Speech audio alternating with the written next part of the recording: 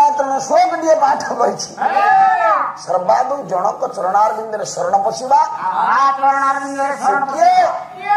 नीलाचल धर शिर मुकुटा यमान नीलाचल नील युक्त चल अचल शब्द रक्त पर्वत नीलाचल नील पर्वत उपर विराजमान करिथिबा महाप्रभु जगतर नाथ जगन्नाथ कोटि कैबल्य नायक ब्रह्मांडर नायक कोटि ओडियार मौरमणि विश्वनायक महाप्रभु जगतर नाथ जगन्नाथ आज तार चरणारविंद शरण पशिबा से महाप्रभु जगतर नाथ जगन्नाथ अद्य षष्ठ दामीर द्वितीय पर्याय पालारे आस्थान विराजमान करी उपस्थित मन साहित्य भगवत रस विवास भगवत संत चंदन कदम मानकर उत्कलिया पुराण तो श्रीमा भौरी मानकर कुनाकुनी छोट भाई भौरी मानकर पड़ोसी पड़ोसी भाई भक्त मानकर सर्वोपरि पालार दत्ता उद्योक्ता जगमाना बड़ वृद्ध वनितांकर मंगल विधान कर उत्तरोत्तर उन्नति करंतु सर्वे बोलंतु आनंद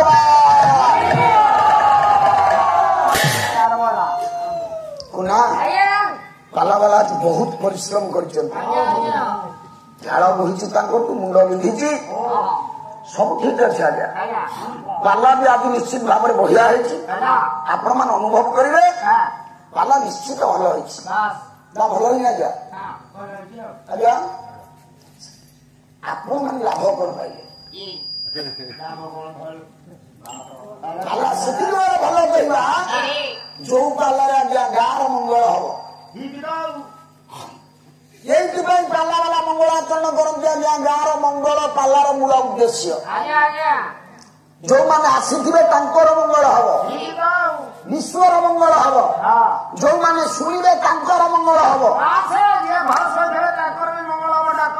जो पालारे निजकु सजाड़िबार वार्ता नाई परिवार को सजाड़िबार वार्ता नाई देश को सजाड़िबार वार्ता नाई जाति की सजाड़िबार वार्ता नाई विश्व को सजाड़िबार वार्ता नाई सिया हल्ला हाँ कि ना आज्ञा आपण मैंने विचारक आम दी जन जज आपण मैंने विचारक आम जज ना ये कोटि कोटि अंग थिले क्षति न हुआई विचारक अंधारे संसार डूबाई विचारक अंधारे संसार डूबाई विचारक अंधारे संसार डूबाई आरंभ कली गोटा पद केते मूल्यवान ए पदटा विचार करिबा पालार प्रति पदरे जदि आज्ञा मूल्य नहीं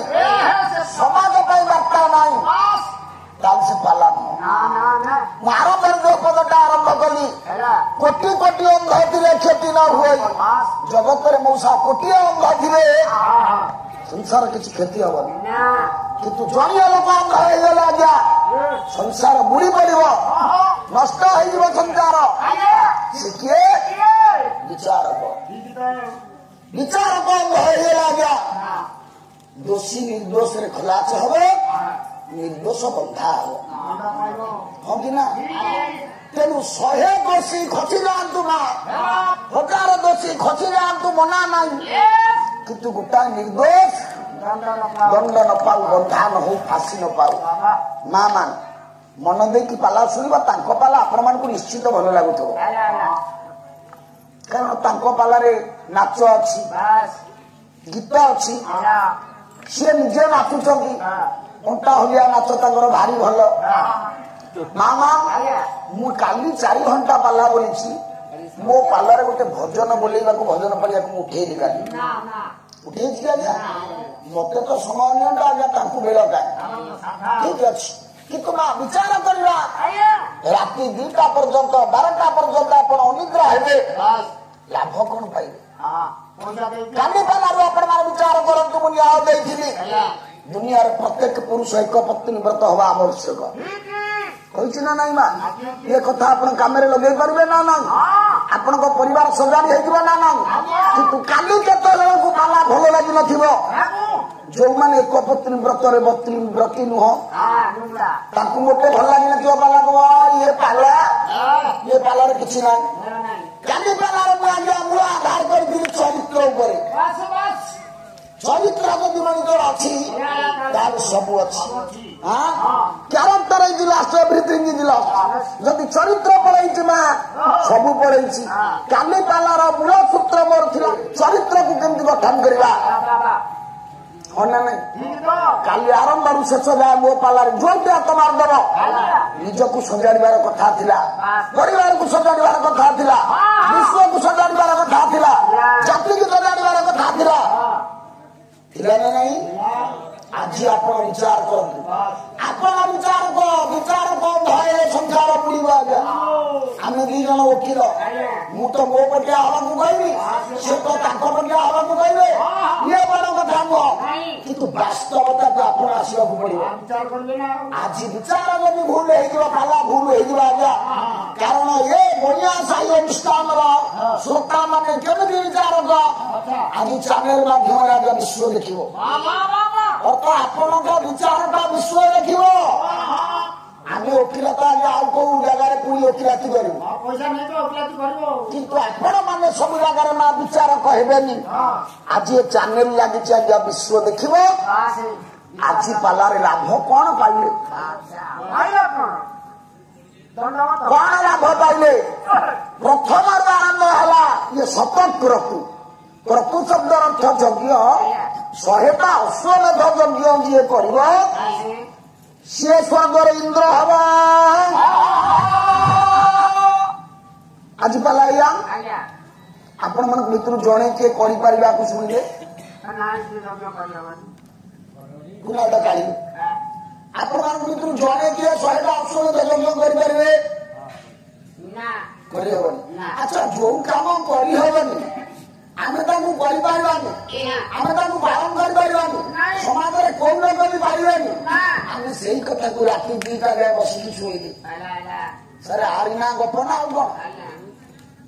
ଆଜ୍ଞା ସମାଜର କଣ ପରିବର୍ତ୍ତନ ହବା ଦ୍ୱାରା ହବ? ପଇସା କହୁନାହାନ୍ତି ଆପଣ ଜ୍ଞାନୀ ଲୋକ।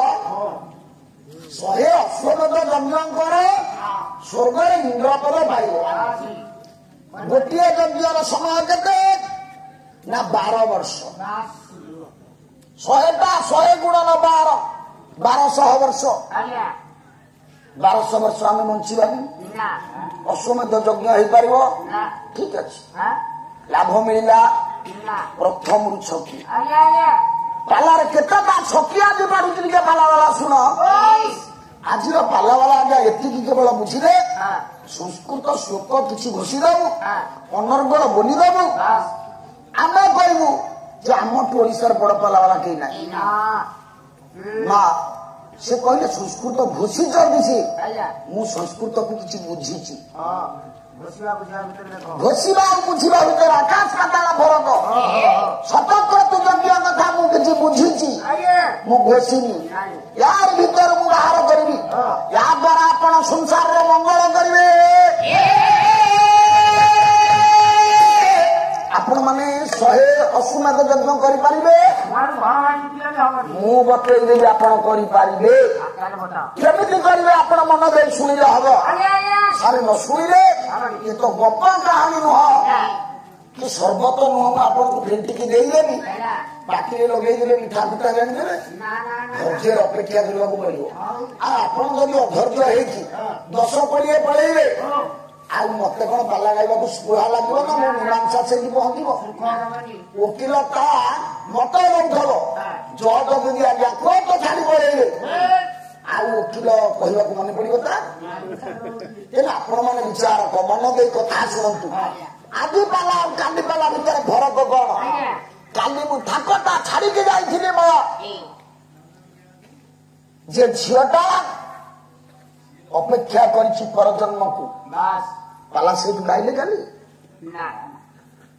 କହୁନ ଗାଇଲେ? ଆପଣ ମାନେ ଥିଲେ କାଲି, ମୁଁ ଦେଖିଛି ଗାଇଲେ ପାଲା। ଆଚ୍ଛା କୋଉ ଗୋଟାଏ ଦିନ ତ ମୋ ଠାକ ପୂରଣ ହଉନି। ସେଦିନ ମୁଁ ଆଲୋଚନା କରିଥିଲି କଣ କରି ସାଙ୍ଗୀକନି ଆଜ୍ଞା ଭଗବାନ କୃଷ୍ଣଙ୍କର ଗୁରୁ ହେଲେ, କଣ କରି ଅର୍ଜୁନ କୃଷ୍ଣଙ୍କର ସଖା ହେଲେ। ମୁଁ ଠାକଟା ଛାଡିକି ଯାଇଥିଲି କଣ କରି ଯଶୋଦା, ନନ୍ଦ, ବସୁଦେବ, ଦେବକୀ କୃଷ୍ଣଙ୍କ ମୁଣ୍ଡିଆ ପାଇଲେ। ହେଲା ସେଦିନ ହେଇଛି ଶସ୍ତାରେ ଖସିକି ପଳେଇଲେ ଦ୍ରୌପଦୀ ସ୍ୱୟଂବର କରିକି। ତମେ ଶିଖିଛ ଆକୁ ବସିଛ ପାଲା ବାଲା ଶୁଣ। ପାଲାରେ ପୁରାଣକାର ଲେଖିଥିଲେ ପୁରାଣ ପାଲା ବାଲା ମାଇକି ଲଗେଇଥିଲେ ହାଲ୍ଲା କରି ବୋଲିବା ପାଇଁ ନୁହଁ। ପୁରାଣ ଲେଖା ହେଇଛି ଆଜ୍ଞା ସମାଜର କଲ୍ୟାଣ ପାଇଁ, ସମାଜର ମଙ୍ଗଳ ପାଇଁ। ଯୋଉ ପୁରାଣରେ ଯୋଉ ଶାସ୍ତ୍ରରେ ଯୋଉ ପାଲାରେ ଯୋଉ କଥାରେ ସମାଜର ମଙ୍ଗଳ ନାହିଁ ଯେ ବାସ୍ତବିକ କଥା ନୁହଁରେ। ଯେତେବେଳେ ଆମେ ଗୋଟା କଥାରେ ବାସ୍ତବତା ପାଳେନି ଆମେ ତାକୁ ଏତେ ଗପ ନା, କିନ୍ତୁ ମୋ ଗପ ବହୁତ ହବ ମୁଁ ପ୍ରମାଣ ଦେବି। ନୀଳ ସୁନ୍ଦର ପର୍ବତରେ ବସିଛନ୍ତି ମହାପ୍ରଭୁ ଜଗତର ନାଥ ଜଗନ୍ନାଥ। ଚାରିଟା ଦୁଆର ଅଛି, ମା ଚାରି ଦୁଆରେ ଚାରିଟା ଜୀବ ଅଛନ୍ତି। ଗୋଟା ଜୀବ ହଉଛି ସିଂହ, ଆଉ ଗୋଟା ଜୀବ ବ୍ୟାଘ୍ର, ଆଉ ଗୋଟା ଜୀବ ଗଜ, ଆଉ ଗୋଟା ଜୀବ ଅଶ୍ୱରେ।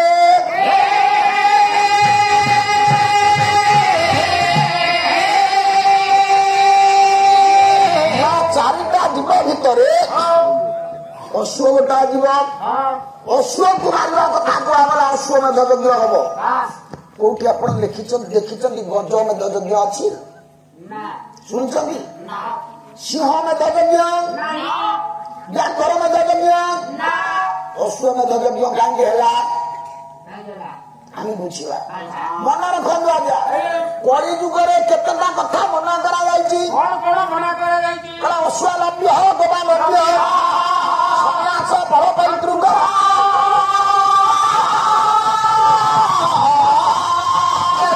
ସନ୍ତାନ ପଞ୍ଚ ବିବର୍ଜିତ ଅଶ୍ୱଲଭ୍ୟ। ମା ପ୍ରଥମ କଥା କଳି ଯୁଗରେ ଅଶ୍ୱମେଧ ଯଜ୍ଞ କରିବା ମନା। ଶୋକ ବୋଲିଲି ମୁଁ ଅଶ୍ୱମେଧ ଯଜ୍ଞ କରିବା ଯଦି ମନା, ମଉସା ସେ ବିଷୟରେ ଶୁଣିକି ଲାଭ କଣ? ନା କି ତାହେଲେ ଆଜି ପାଲାରେ ପଇସା ଦେଲେ ତାଙ୍କୁ ହବ? ଗୋବାଲମ୍ବ୍ୟ କଳି ଯୁଗରେ ଗୋମେଧ ଯଜ୍ଞ କରିବା ମନା। ସନ୍ନ୍ୟାସ କଳି ଯୁଗରେ ବାବାଜୀ ହବା ମନା। ଆଜ୍ଞା କଳି ଯୁଗରେ ନିଷ୍ଠାପର ବାବାଜୀ ପାଇବେନି। ପଳ ପୈତୃକ ପଳ କଲେ ମାଂସ। କଳି ଯୁଗରେ ପିତୃ ଶ୍ରାଦ୍ଧରେ ମାଂସ ଦେବା ମନା। ଅତୀତରେ ଆପଣ ମାନେ ପୁରାଣରେ ଶୁଣୁଥିଲେ ପିତୃ ଶ୍ରାଦ୍ଧରେ ଆଜ୍ଞା ମାଂସ ଦିଆ ହୁଏ। ଆମ ବାପା ମାଙ୍କ ଶ୍ରାଦ୍ଧରେ ଆମେ ମାଂସ ଦଉଛେ? ଆଚ୍ଛା ଯଦି ମାଂସ ଦଉନି ସେ ବାପା ମାଙ୍କ ଶ୍ରାଦ୍ଧରେ ମାଂସ କଥା ପୁରାଣରେ ଶୁଣି ପାଲାବାଲାଙ୍କୁ ଡକେଇ ହଜାର ହଜାର ଟଙ୍କା ଦେବେ, ଶୁଣିଲେ ଲାଭ କଣ ହବ? ଫଳ ପୈତୃକ ଆଉ କଣ ନା ଦେବରେ ସନ୍ତାନ ଉତ୍ପତ୍ତି। ଦିଅର ଭାଉଜକୁ ବିବାହ କରି ଦିଅର ଠାରୁ ସନ୍ତାନ ଉତ୍ପତ୍ତି କରିବା କଳି ଯୁଗରେ ମନାରେ।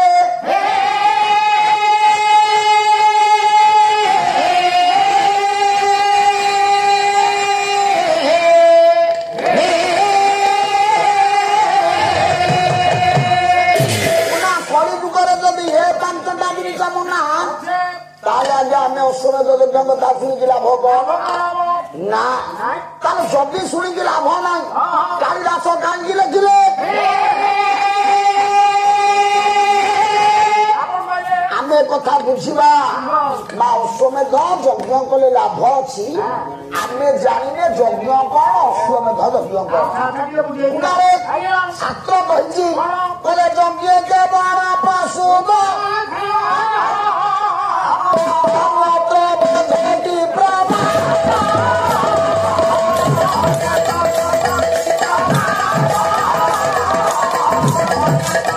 ଭାଗବତ ସ୍ୱର ବି ମୁଣ୍ଡରେ ପୁରାଣ ରେ ବାପା। ଭାଗବତ ସ୍ୱର ବି ମୁଣ୍ଡରେ ପୁରାଣ। ଆଉ ପଦ କଣ ଏ କଷ୍ଟ ପଦ ପଡୁ ମାନେ ମୁଣ୍ଡରେ ପଶୁନି? କହିଲା ଯଜ୍ଞ କେବଳ ପଶୁ ବଧ ଗୋବିନ୍ଦ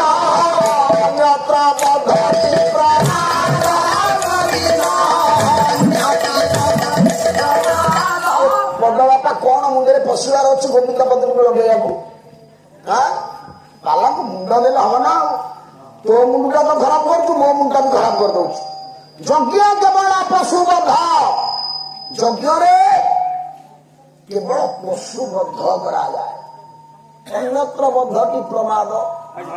ସାର୍ ପଶୁ କଣ ଏଇ ଘୋଡା ହାତୀ ଯଦି ପଶୁ ବଳି ଦ୍ୱାରା ପଶୁ ଯଜ୍ଞ ଦ୍ୱାରା ଜଗତର କଲ୍ୟାଣ ହେଇଥାନ୍ତା ମା ଘୋଡାଟିକୁ କାହିଁକି ନେଇକରି ଯଜ୍ଞରେ ବଳିଦେବା? ଘୋଡାଠୁ ବଳୁଆ ହାତୀ, ହାତୀକି ଆଜ୍ଞା ବଳିଦେଲେ ତ ବେଶୀ ପୁଣ୍ୟ ହବ। ଘୋଡାର ଦାମ ବେଶୀ ନା ହାତୀର ଦାମ ବେଶୀ? ହାତୀର ଦାମ। ତାହେଲେ ଆମେ ଯଜ୍ଞରେ ଘୋଡାକୁ କାହିଁ ବଳି ପକେଇବା, ହାତୀକୁ କାହିଁ ବଳି ପକେଇବାନି? ମାଂସ ତ ଅଧିକା ହବ, ତାହେଲେ ହାତୀ କାହିଁ ବଳି ପକେଇବାନି? ଆଚ୍ଛା ହାତୀ ଠାରୁ ବେଶୀ ବଳୁଆ ସିଂହ, ଆମେ ସିଂହକୁ କାହିଁ ବଳି ପକେଇବାନି? ସିଂହ ମଧ୍ୟ ଯଜ୍ଞ କାହିଁକି ହେଲାନି? ସାର୍ ତନ୍ତ୍ର ସାହିତ୍ୟରେ କଥା ଗୁଡାକ ଅଛି। କଣ ବ୍ୟାଘ୍ର ନଇବ, ଗଜ ନଇବ, ନଇବ ତ ନଇବ ତ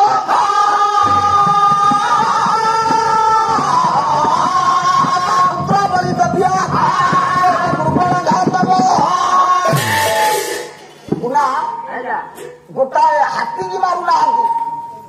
କୋଉଠି ଆପଣ ଦେଖିଛନ୍ତି କୋଉଟା? ବ୍ୟାଘ୍ର ନଇବ ଆଜ୍ଞା, ବାଘ ନୁହଁ, ଗଜ ନୁହଁ, ସିଂହ ନୁହଁ, ଗୋଟାଏ ଦେବ ଦୁର୍ବଳ ଯୋଉମାନେ ଆଜ୍ଞା ସେମାନେ ଛେଳିକି ବଳି ପକାନ୍ତି। କୁନା ଆଚ୍ଛା ଛେଳିକି କାହିଁକି ବଳି ପକାନ୍ତି ଆପଣ ଶୁଣିଛନ୍ତି? କୋଉଠି ବାଘ ବଳି ପଡିବା? କୋଉ ଠାକୁରାଣୀଙ୍କ ପାଖରେ ବାଘ ବଳି, ସିଂହ ବଳି କାହିଁକି ଆଜ୍ଞା?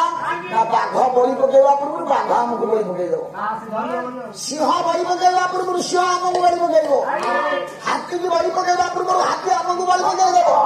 ନା ଆମେ ଏତେ ଦୁର୍ବଳ ଘାତକ, ଏତେ ଦେବା ଦୁର୍ବଳ, ଆମେ କେବଳ ନିଜେ ମାଂସ ଖାଇବା ପାଇଁ ଅଜା ପୁତ୍ର କଲେ ଛେଳିକି ବଳି ପକାଏ। ଆମେ ବାସ୍ତବ ବୁଝିବା ଦରକାର ବଳି କଣ, ପ୍ରକୃତରେ ଛେଳି ବଳି କଣ, କୁକୁଡ଼ା ବଳି କଣ, ଅଶ୍ୱ ବଳି କଣ, ଅଶ୍ୱ କଣ, ଏ କଥାକୁ ଆମେ ବୁଝିବା ଦରକାର। ସେ ପର୍ଯ୍ୟନ୍ତ ଆମେ ନ ବୁଝିଛେ ସେ ପର୍ଯ୍ୟନ୍ତ ଆଜ୍ଞା ସମାଜରେ ଏଇ ପ୍ରକାର ଅମଙ୍ଗଳ ହେଇ ଚାଲିବ। ଇଏ ଗଲା ପ୍ରଥମ କଥା, ଅଶ୍ୱମେଧ ଯଜ୍ଞ କଥା। ଅଶ୍ୱ ପହଞ୍ଚିଲା ଯେତେବେଳେ ଇନ୍ଦ୍ରଙ୍କର ଗୋଟା କଥା ସରିଛି। ଦ୍ୱିତୀୟ କଥା, ରଘୁଙ୍କର ଦ୍ୱିତୀୟ କୀର୍ତ୍ତି କୁହାଗଲା। କଣ ରଘୁଙ୍କର ଦ୍ୱିତୀୟ କୀର୍ତ୍ତି କୁହାଗଲା? 7ଟା କୀର୍ତ୍ତିରୁ 3ଟା କୀର୍ତ୍ତି କୁହାଯାଇଛି ନା। ପ୍ରଥମ କୀର୍ତ୍ତି ଇନ୍ଦ୍ରଙ୍କ ଠାରୁ ଅଶ୍ୱ ଛଡେଇଲେ ଆମେ। ଦ୍ୱିତୀୟ କୀର୍ତ୍ତି ସେ ରାଣୀକି ଦାନ କଲେ ରଘୁରାଜା। ମା ରଘୁରାଜାଙ୍କର ରାଣୀ କେତେ? ସେ ବାବୁ କହିଲେ 7, କିନ୍ତୁ ଶାସ୍ତ୍ର କହିଛି କେତେ? 7 ନୁହଁ, କହିଲା ରାଣୀ 760 ଏ ପ୍ରାଣୀ 360 ପୁତ୍ର ନାହାନ୍ତି ଗୋଟିଏ, ବାକି ବାକି ତାଙ୍କ ଡାକ ନ ଶୁଣିଲେ 360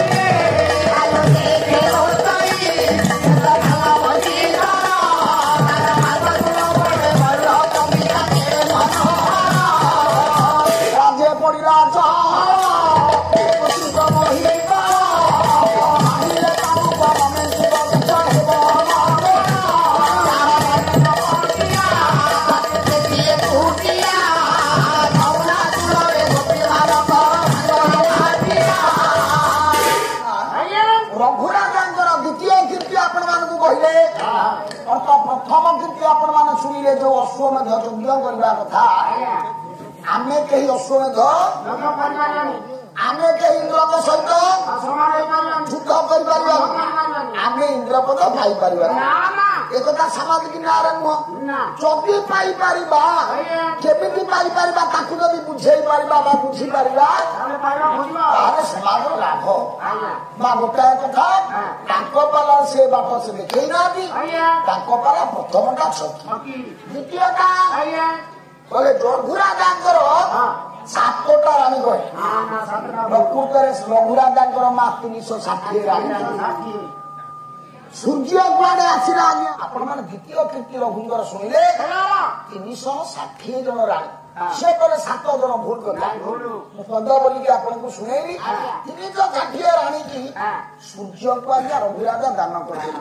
ଆଚ୍ଛା ଆମେ ଯେତେ ଯିଏ ଅଛେ ଜଣେ ଯିଏ ହାତ ଦେଖନ୍ତୁ, ମୋ ସ୍ତ୍ରୀକୁ ଯିଏ ମାଗିବ ମୁଁ ତାକୁ ଦେଇଦେବି, ଦେଇ ହବ? ସାରା ଦୁନିଆରେ ସବୁ ଦାନ କରି ହବ। ଗୋଟାଏ ପରପୁରୁଷକୁ ଆଜ୍ଞା ସ୍ତ୍ରୀ କି ଦାନ କରି ହବ?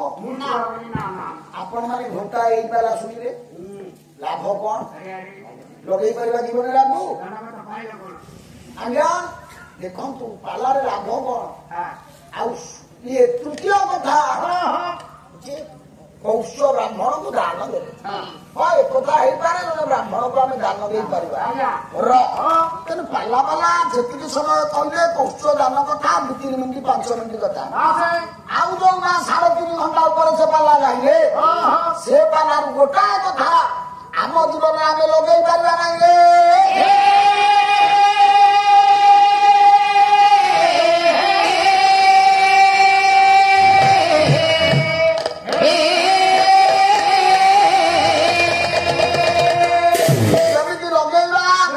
ପାଲା ଏଇଠୁ ମନ ଦେଇ ଶୁଣ ମୁଁ ଚ୍ୟାନେଲରେ ଲଗେଇବାକୁ ଏଇଥିପାଇଁ ମନା କରେ ମୂଲ୍ୟବାନ କଥା ଗୁଡାକ ଆଉ ପଳେଇବ ସତ କଥା କାଲି ପକେଇ ଆସିବନି ହଁ ନା କାଲି ଆସିବ ଘଟିଦେବ ଗୋଟେ ଖାତିଦାୟକ ମୂଲ୍ୟବାନ କଥା କହିବି ମୁଁ କି କଥା ଆଗଦାୟକ ଗୋଟିଏ ହବ ତେଣୁ ସେମାନଙ୍କର କିଛି ନାହିଁ ସେ କହିଲେ ସଂସ୍କୃତ ଘୋଷିବାକୁ ପଡିବ ବୋଲୁଥିଲେ ଅନ୍ନାଥ ଭବତୀ ପର୍ଜନ୍ୟ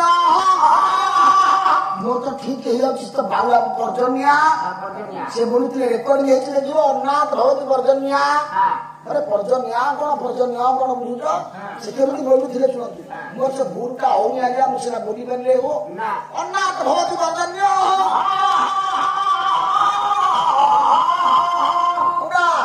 अन्नाथ भवती पर्जन्य पर्जन्यात नाम भूल है कथा कौन जो यज्ञ कर्म समुद्र भव ये जो कहते शिशु को भव विसर्ग गुरु ये जो विसर्ग से जानते संस्कृत कहले अनुसार विसर्ग चंद्रबिंदु यही लगेदेले आज्ञा संस्कृत जड़े जड़े आपण मान कान आज्ञा कहे देखिए कान बाधि संस्कृत गोटे पाठ कौन कि लिखिकी काली छापीदे पास संस्कृत गोटे पाठ अनुसार विसर्ग चंद्रबिंदु लगेदेले संस्कृत अर्थ अनुसार विसर्ग चंद्रबिंदु लगेदेले नुह संस्कृत अनुसार टी नथिले लगेले भूल चंद्रबिंदु नथिले लगेले भूल विसर्ग नथिबा लगेले भूल थिबा न लगेले भूल अर्थ संस्कृत से प्रकार गोटे कथा तमें किसी बुझुन कही दौच आम बर्तमान आसवा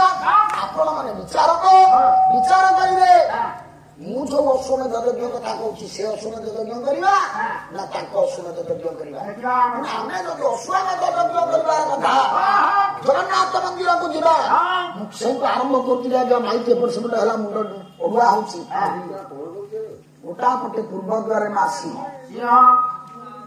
पश्चिम द्वार व्याघ्र उत्तर द्वार हूँ हाथी दक्षिण द्वार घोड़ा सर पूर्व द्वार जगन्नाथ मंदिर को जा पूर्व आग कहीं आम सिंह को देखे सिंह कौन आपण मैंने श्रीक्षेत्र मनीष समस्ते पुरी जिलार लोक पुरी लोक कहीं आगे पूर्व द्वार सिंह अच्छी कहीं पश्चिम द्वार बाघ अच्छी कहीं दक्षिण द्वार घोड़ा अच्छी कहीं आगे उत्तर द्वार हाथी अच्छी तार कारण जदि आम अश्व को मारिबा सेठी कौन दक्षिण द्वार घोड़ा रहा आम कौ घोड़ा को मारिबा आम बुझा ना सिंह द्वार सिंह हूँ धर्मर प्रतीक जगन्नाथर चारि द्वार धर्म अर्थ काम मोक्ष ये चारिटा प्रतीक सिंह हूँ धर्मर प्रतीक सिंह पाखे धर्म अच्छी कौन नाई रे मनीष बरम धर्मी सिंह पाखे धर्म आग बुझु धर्म कौन कौन का धर्म अच्छा धर्म शब्दटा कौन ना बोले धर्म धारणा जगत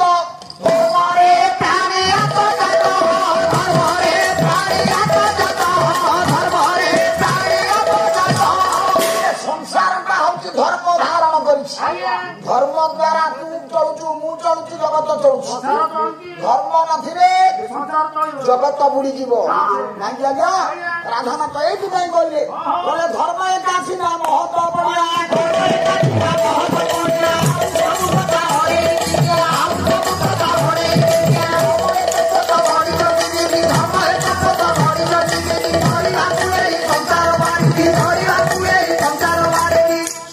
ଓଢେଇଲି ଧର୍ମ ହଉଛି ଶ୍ରେଷ୍ଠ ଧର୍ମ ଯେତେବେଳେ ବୁଡ଼ିଯିବ ଜଗତ ବୁଡ଼ିଯିବ କୁନା ଗୋଟେ ଘୋଡ଼ାକୁ ଆଜ୍ଞା ଆମେ ଯଜ୍ଞରେ ହାଣିକି ତା ରକ୍ତ ଦେବା ଆହୁତି ଦେବା ଧର୍ମ ହବ ନା ଅଧର୍ମ ହବ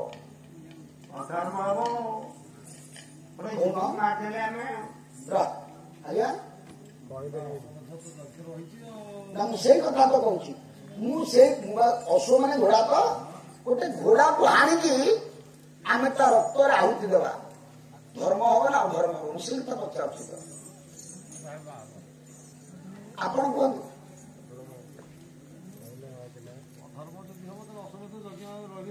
ନା ନା ମୋ କାହିଁକି ଅଛି କଣ ମୁଁ ଆପଣଙ୍କୁ ପଚାରୁଛି କଣ ହବ ଗୋଟା ଶବ୍ଦରେ ଉତ୍ତର ଦେବେ ଯଦି କହିବ ଧର୍ମ ହବ ଧର୍ମ ହବ ନହେଲେ ଅଧର୍ମ ହବ ଅଧର୍ମ ହବ ତାହେଲେ ଘୋଡ଼ାକୁ ମାରିକି ଆବଶ୍ୟକତା ଥାଏ ନା ନା ଯଦି ଆପଣ ମୁଁ ଗୋଟିଏ କଥା ପଚାରୁଛି ଗୋଟିଏ ଘୋଡ଼ାକୁ ମାରି ତା ରକ୍ତରେ ଯଜ୍ଞ କୁଣ୍ଡରେ ଆହୁତି ଦେଲେ ଧର୍ମ ହବ କି ଅଧର୍ମ ହବ ଗୋଟିଏ ବାଟରେ କହିଲେ ଯଦି କହିଲେ ଧର୍ମ ହବ ନହେଲେ ଯଦି କହିଲେ ଅଧର୍ମ ହବ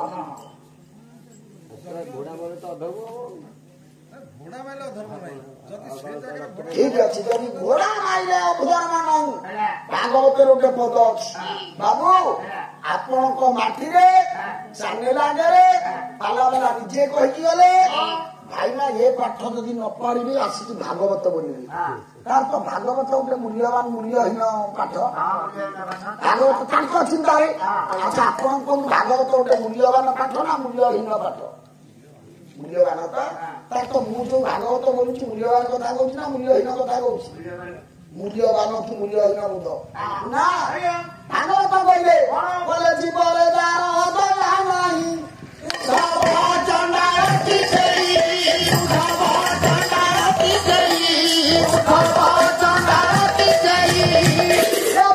ଶୁଣିଦେଲେ ଆପଣ କୁହନ୍ତୁ ଘୋଡ଼ାକୁ ମାରିକି ରକ୍ତ ପକେଇଲେ ଯଜ୍ଞ କୁଣ୍ଡରେ ଏବେ ପୁଣ୍ୟ ହବ ନା ପାପ ଯାହା ଆସୁଛି କହିବ ଅସୁବିଧା ନାହିଁ ଆମେ ଗୋଟେ ଆଲୋଚନା କରିବା ମୁଁ ପରୀକ୍ଷା କରିବାକୁ ପଚାରିବି ଗୋଟେ ଆଲୋଚନାରେ ପାଲା ତା ଭିତରୁ ବାହାର କରିବା ମୁଁ କହୁନି ଯେ ଆପଣଙ୍କ କଥା ଭୁଲ ମୁଁ କହୁନି ଯେ ମୋ କଥା ଠିକ ନା ନା ସାଧନା ନୁହଁ ଶାସ୍ତ୍ରକୁ ବୁଝିବା ଏଇଥିପାଇଁ ତ ଆଜ୍ଞା ପାଲାକାରକୁ ଆଜ୍ଞା ପଣ୍ଡିତ ବୋଲି ଜ୍ଞାନ କରି ଲୋକମାନେ ଆଣନ୍ତି ତା ଅର୍ଥ ନୁହଁ ପାଲା ବାଲା ଯାହା ମନ ତା କହିଦେବ ତା ପାଲା ହବ ମତେ ଆପଣ ଡାକିଛନ୍ତି ତା ଅର୍ଥ ନୁହଁ ମୁଁ ଯାହା ମନ ତା କହିଦେବି ପାଲା ହବ ସବୁବେଳେ ମନେ ରଖନ୍ତୁ ଆଜ୍ଞା ଜୀବ ହିଂସା କରିବା ମନା ଜୀବ ହତ୍ୟା ମହାପାପ ଆକୁ କେହି ଅସ୍ୱୀକାର କରିପାରିବେ ନାହିଁ ଯଦି କେହି ଅସ୍ୱୀକାର କରିପାରିବେ ନାହିଁ ପୁରାଣରେ ଯେମିତି ଅଶ୍ୱମେଧ ଯଜ୍ଞ କଥା କୁହାଗଲା ଜାଣ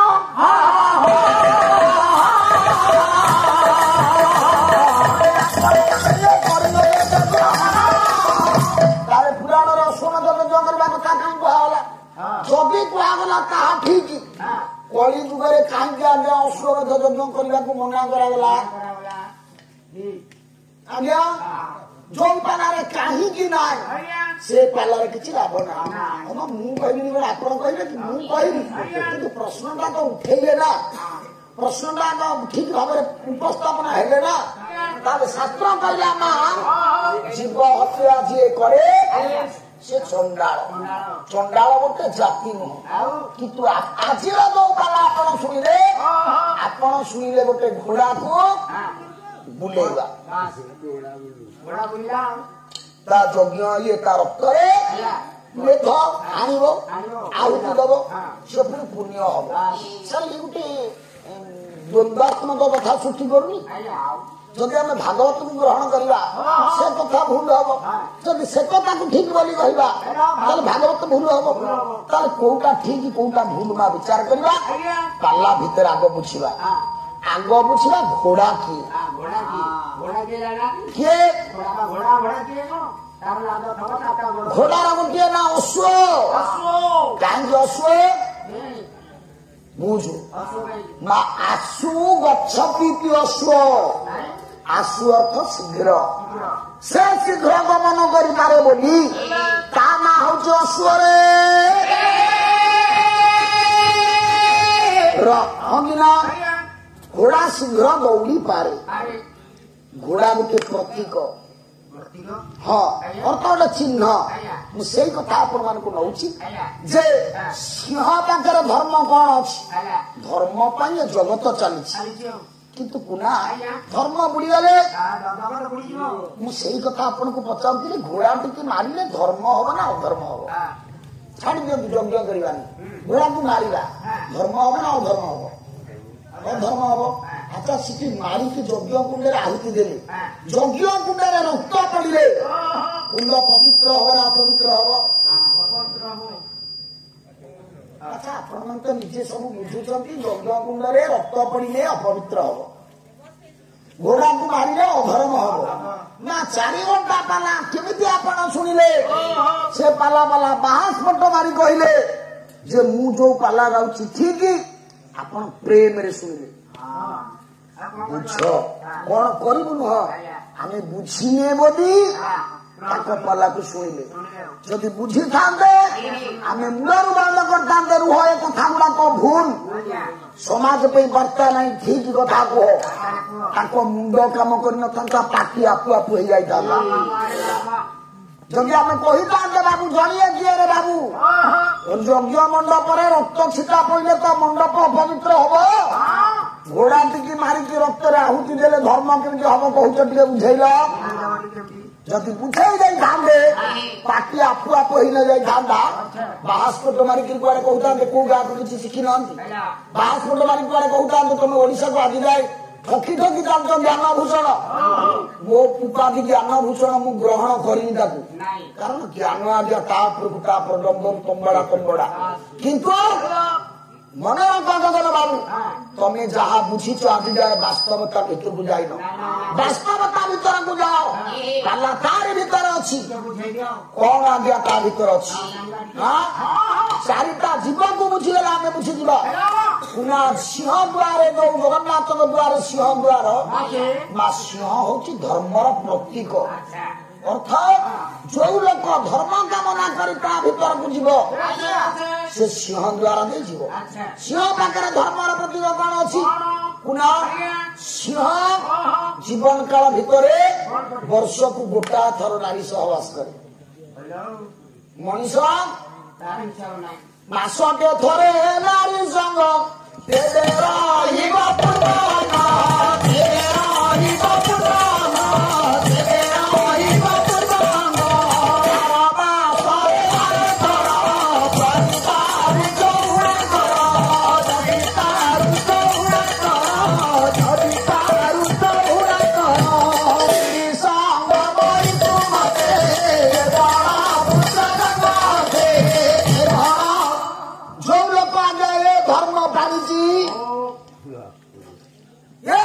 ଯଦି ପାଳିଛି ତା ପାଖରେ ଧର୍ମ ଅଛି। ସିଂହ ଏ ଧର୍ମ ପାଳିଛି, ସିଂହ ବର୍ଷକେ ଥରେ ନାରୀ ସହବାସ କରେ। ମଣିଷ ପାଇଁ ନିର୍ଣ୍ଣୟ ହେଲା ମଣିଷ ମାସକେ ଥରେ ନାରୀ ସହବାସ କରିବ। କରୁଛେ ଯିଏ ନ କଲା ସେ ଧର୍ମ ତା ପାଖରେ ନାହିଁ। ଅର୍ଥ ଜଗତକୁ କୁହାଗଲାରେ ମଣିଷ ସିଂହଠୁ ଏତିକି ଶିଖ, ସିଂହ ପାଖରେ ଏଇଥିପାଇଁ ଧର୍ମ ଅଛି। ସିଂହ ମୁଣ୍ଡରେ ଶାଢୀ ବାନ୍ଧି ବଣରେ କେହି ରାଜା କରନ୍ତିନି, ସିଂହ ମନକୁ ରାଜା। ରାଜା ବସିବା ପାଇଁ ଆମେ ସିଂହାସନ ତିଆରି କରୁ ନା ନାଇଁ? କିନ୍ତୁ ସିଂହ ଯୋଉଠି ବସିଯାଏ ସେ ଜାଗାଟା ସିଂହାସନ ପାଲଟି ଯାଏ। ମାତା କାରଣ ହଉଛି ସଂଯମତା। ପାଲାର ହଉଛି ସିଂହ ଶିଖେଇଲା ଜଗତକୁ, ରେ ମଣିଷ ତୁ ବି ବଢି ବଢି ରାଜା ହେଇପାରିବୁ, ତୋ ସଂଯମତାକୁ ତୁ ଆଚରଣ କର। ପାଲାର ଶିକ୍ଷା ଅଛି ନା? आपको काटिदेवे देखिए आपको गाँव को किए आसु ठोकी मारदेव ଜାଣିଗଲାଣି ବିଚାର କରନ୍ତୁ ମୁଁ ସେଇଥିପାଇଁ କହୁଛି ଆପଣ ଟିକେ ଆଗକୁ ଆସନ୍ତୁ ମତେ ଏତେ ବାଟ ଦୃଷ୍ଟି ପକେଇବାକୁ ପଡୁଛି କୁନା ଆହୁରି ସିଂହ ଉପରେ ଅନେକ କଥା ଅଛି ମୁଁ ଯେହେତୁ କହିବାର ଉଦ୍ଦେଶ୍ୟଟା ମା ଅସୁର ଉପରେ ମୁଁ ଆଗକୁ ନେବି ସେ କଥା କୁନା ଦ୍ୱିତୀୟ କଥା ପଶ୍ଚିମତ ଯୋଉମାନେ ଧର୍ମ କାମନା କରି ସଂଯମତା କାମନା କରି ଯାଆନ୍ତି ସେମାନେ ସିଂହ ଦ୍ୱାରରେ ଯିବେ ନା ନାଇଁ ଧର୍ମ କଣ ନା ବେଦ ବିହିତ ଯେତେ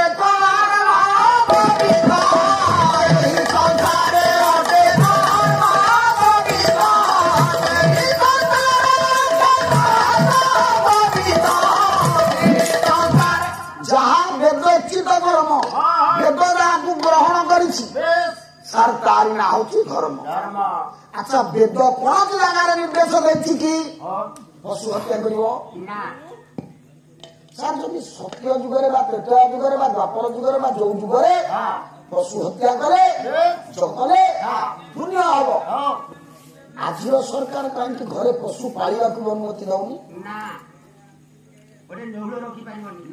ଆଜ୍ଞା ବୁଝନ୍ତୁ ଆମେ ନ ବୁଝିବା ପର୍ଯ୍ୟନ୍ତ ପାଲା ନୁହଁ କୁନା ପଶ୍ଚିମ ଦ୍ୱାର ଦେଖିବା ଗୋଟେ କଥା ମୁଁ କହିବି ଆପଣମାନେ ଯେତେ ମା ମାନେ ବସିଛ ବାପା ମାନେ ବସିଛ ଜଣେ କିଏ କହିଲା ଆଜ୍ଞା ରାତି ପାଇଲେ ଆମେ ଲକ୍ଷ ଲକ୍ଷ ଟଙ୍କା ହାତରେ ଗଣୁଛି କାରବାର କରୁଛୁ ଭାରତରେ ଟଙ୍କାରେ କୋଉ ଚିହ୍ନ ନଥିଲେ ଟଙ୍କା ଚଳେନି ଧାନ ସିସା ଗୋଟା ଚିହ୍ନ ନା ଏମିତି ଗୋଟା ଚିହ୍ନ କହିବେ ଯୋଉ ଚିହ୍ନ ନଥିଲେ ଟଙ୍କା ଚଳିବନି ସେଟା କଣ ଆରବିଆଇ ଚିହ୍ନ କଣ ଅଶୋକ ସ୍ତମ୍ଭ ନା ପାତିଆ ନା ଯୋଉ ଟଙ୍କା କଏନ ଅଛି କଏନ ଭିତରେ ପାତିଆ ଅଛି କୋଉ ଚିହ୍ନ କୋଉ ଚିହ୍ନ କୋଉ ପଶୁ ଟ୍ରକ୍ ଚିହ୍ନ 4 ଘଣ୍ଟା ପାଲାରେ କଥା ପାଇବେନି ଆଜ୍ଞା ପାଲାରେ ମୁଁ କହିଛି ବାସ୍ତବତା ନଥିଲେ ପାଲା ନାହିଁ ପାଲା ଯୋଉ ଜାଗାରେ ଛୁଇଁବେ ବାସ୍ତବତା ମା କହିଲ ତାଙ୍କ ପାଲା ତ 6 ଦିନ ଯାକ ବଢିଆ ଉପଭୋଗ କରୁଛ ଟଙ୍କାରେ କୋଉ ଚିହ୍ନ ନଥିଲେ ଭାରତରେ ଟଙ୍କା ଚଳିବନି ରାତି ପାଇଲେ ଲକ୍ଷ ଲକ୍ଷ ଟଙ୍କା ଆମେ ଗଣୁଛେ କୋଉ ଚିହ୍ନ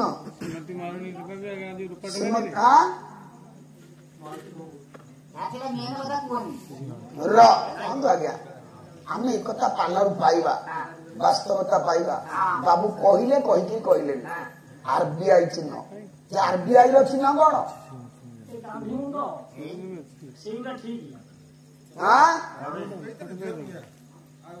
ତାର ଚିହ୍ନ କଣ ତାର ଚିହ୍ନ ଯାହା ଭାରତରେ ଟଙ୍କାରେ ସେଇ ଚିହ୍ନ ନଥିଲେ ଟଙ୍କା ଚଳେନି ଆମ ଜଗନ୍ନାଥ ସଂସ୍କୃତିର ଦେଶ ଆଜ୍ଞା ଜଗନ୍ନାଥ ସଂସ୍କୃତି ଏ କଥାକୁ ବୁଝିଛି ଆଜ୍ଞା ଭାରତରେ ଟଙ୍କାରେ ବାଘ ଚିହ୍ନ ନଥିଲେ ଟଙ୍କା ଚଳେନି ଦେଖିବେ ଆପଣ ପ୍ରତ୍ୟେକ ଟଙ୍କାରେ କଏନ ଟଙ୍କା ଠାରୁ ନୋଟ ଟଙ୍କା ପର୍ଯ୍ୟନ୍ତ ବାଘ ଚିହ୍ନ ଅଛି କାହିଁକି ଆଜ୍ଞା ନା ବାଘ ହଉଛି ଅର୍ଥର ପ୍ରତୀକ ଜଗନ୍ନାଥ ଦେଉଳର ପଶ୍ଚିମ ଦ୍ୱାରେ ଗଲେ ମଣିଷକୁ ଅର୍ଥ ପ୍ରାପ୍ତି ହୁଏ ମୋର ଉଦ୍ଦେଶ୍ୟ ଏଠି ନାହିଁ ଉତ୍ତର ଦ୍ୱାରେ ଗଜ ଗଜ ହଉଛି ମୁକ୍ତିର ପ୍ରତୀକ ବାବାଜୀ ସାଧୁ ସନ୍ଥ ବ୍ରାହ୍ମଣ ବୈଷ୍ଣବ ମାନେ ଉତ୍ତର ଦ୍ୱାରେ ଯାଆନ୍ତି ଯୋଉମାନଙ୍କର ମୁକ୍ତି କାମନା ସେଇମାନେ ଉତ୍ତର ଦ୍ୱାରେ ଯାଆନ୍ତି ଆଉ ଦକ୍ଷିଣ ଦ୍ୱାର ରାଜା ଯାଆନ୍ତି ରେ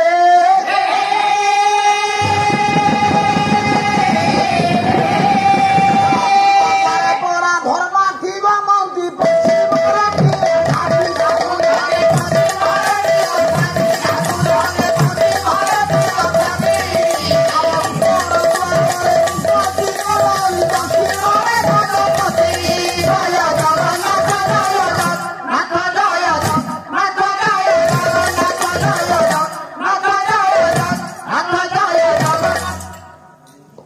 ପୂର୍ବ ଦ୍ୱାରେ ଧର୍ମ କାମନା କରୁଥିବା ଲୋକ ଯାଆନ୍ତି ପଶ୍ଚିମ ଦ୍ୱାରେ ଅର୍ଥ କାମନା କରୁଥିବା ଲୋକମାନେ ଯାଆନ୍ତି ମା ଜଗନ୍ନାଥ ମନସ୍କାମନା ପୂର୍ଣ୍ଣ କରନ୍ତି ଉତ୍ତର ଦ୍ୱାରେ ମୁକ୍ତି କାମନା କରୁଥିବା ଲୋକମାନେ ଯାଆନ୍ତି ଦକ୍ଷିଣ ଦ୍ୱାରେ ଗଜପତି ଯାଆନ୍ତି କାହିଁକି ଆଜ୍ଞା ନା ଅଶ୍ଵ ହଉଛି କାମନାର ପ୍ରତୀକ। ବିଜ୍ଞାନ ଗ୍ରହଣ କଲା ହର୍ସ ପାୱାର।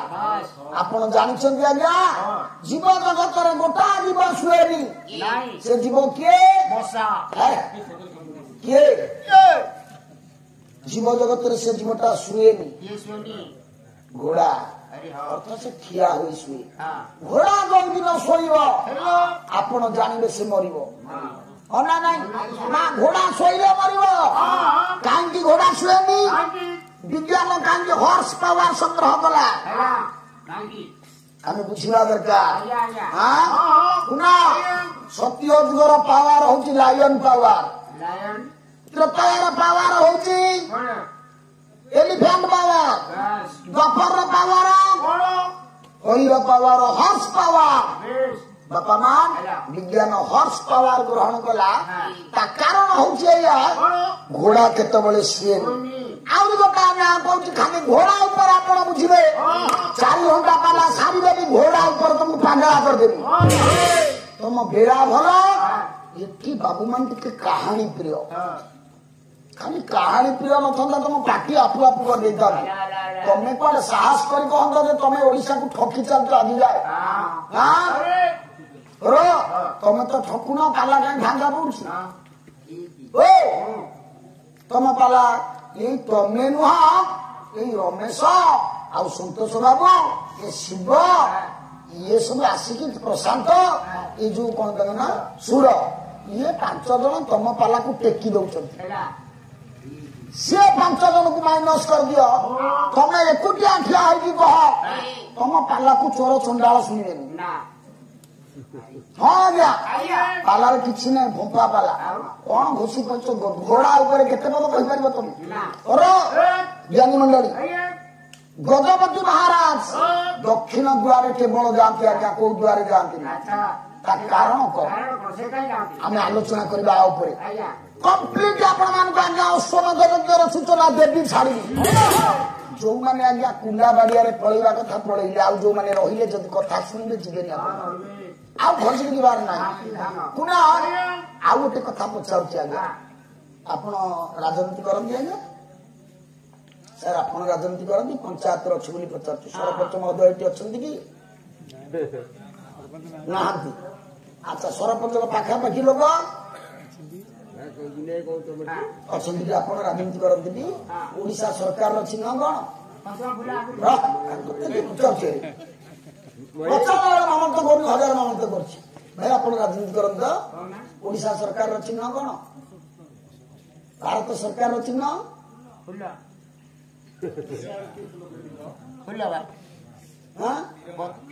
ତିରଙ୍ଗା ଭାରତ ସରକାରର ଚିହ୍ନ?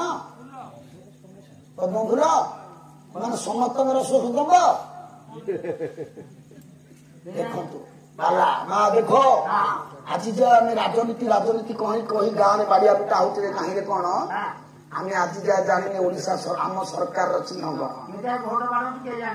କଣ ତୁ ଭୋଟ ଜାଣିଛୁ? କାହାର ଚିହ୍ନ? ମୁଁ ତତେ ମୋଦିର ଚିହ୍ନ ପଚାରୁନି, ମୁଁ ପଚାରୁଛି ଓଡିଶା ସରକାରର ଚିହ୍ନ, ଭାରତ ସରକାରର ଚିହ୍ନ। ଜାଣିପାରୁଛୁ କଣ? ଆରେ ବିଜେପିର ଚିହ୍ନ ହଉଛି ପଦ୍ମ ଫୁଲ, ବିଜେଡିର ଚିହ୍ନ ଶଙ୍ଖ, ବିଜେପିର ଚିହ୍ନ ପଦ୍ମ। ମୁଁ ତତେ ବିଜେପି ବିଜେଡି କଂଗ୍ରେସ କାହାର ଚିହ୍ନ ପଚାରୁନି, ମୁଁ ପଚାରୁଛି ଭାରତ ସରକାରର ଚିହ୍ନ, ମୁଁ ପଚାରୁଛି ଓଡିଶା ସରକାରର ଚିହ୍ନ। ମା କେତେ ଖଣ୍ଡ ବହି ପଢି କେତେ ରିସର୍ଚ୍ଚ କଲେ ପାଲା ହବ ଜାଣିଛନ୍ତି? ଆଉ ମିଛରେ ଜ୍ଞାନ ଭୂଷଣ କୋଉ ଅନୁଷ୍ଠାନ ମତେ ଦେଇଛି ମୁଁ ଗର୍ବ ହବ। ମୁଁ କଥା କହୁନି ଆଜ୍ଞା, ମୁଁ ଜାଣିନି କିଛି, କିନ୍ତୁ ତମେ କଣ କହୁଛ ତମେ କିଛି ଜାଣିନ ସେଇଟା କଷ୍ଟ ଲାଗୁଛି।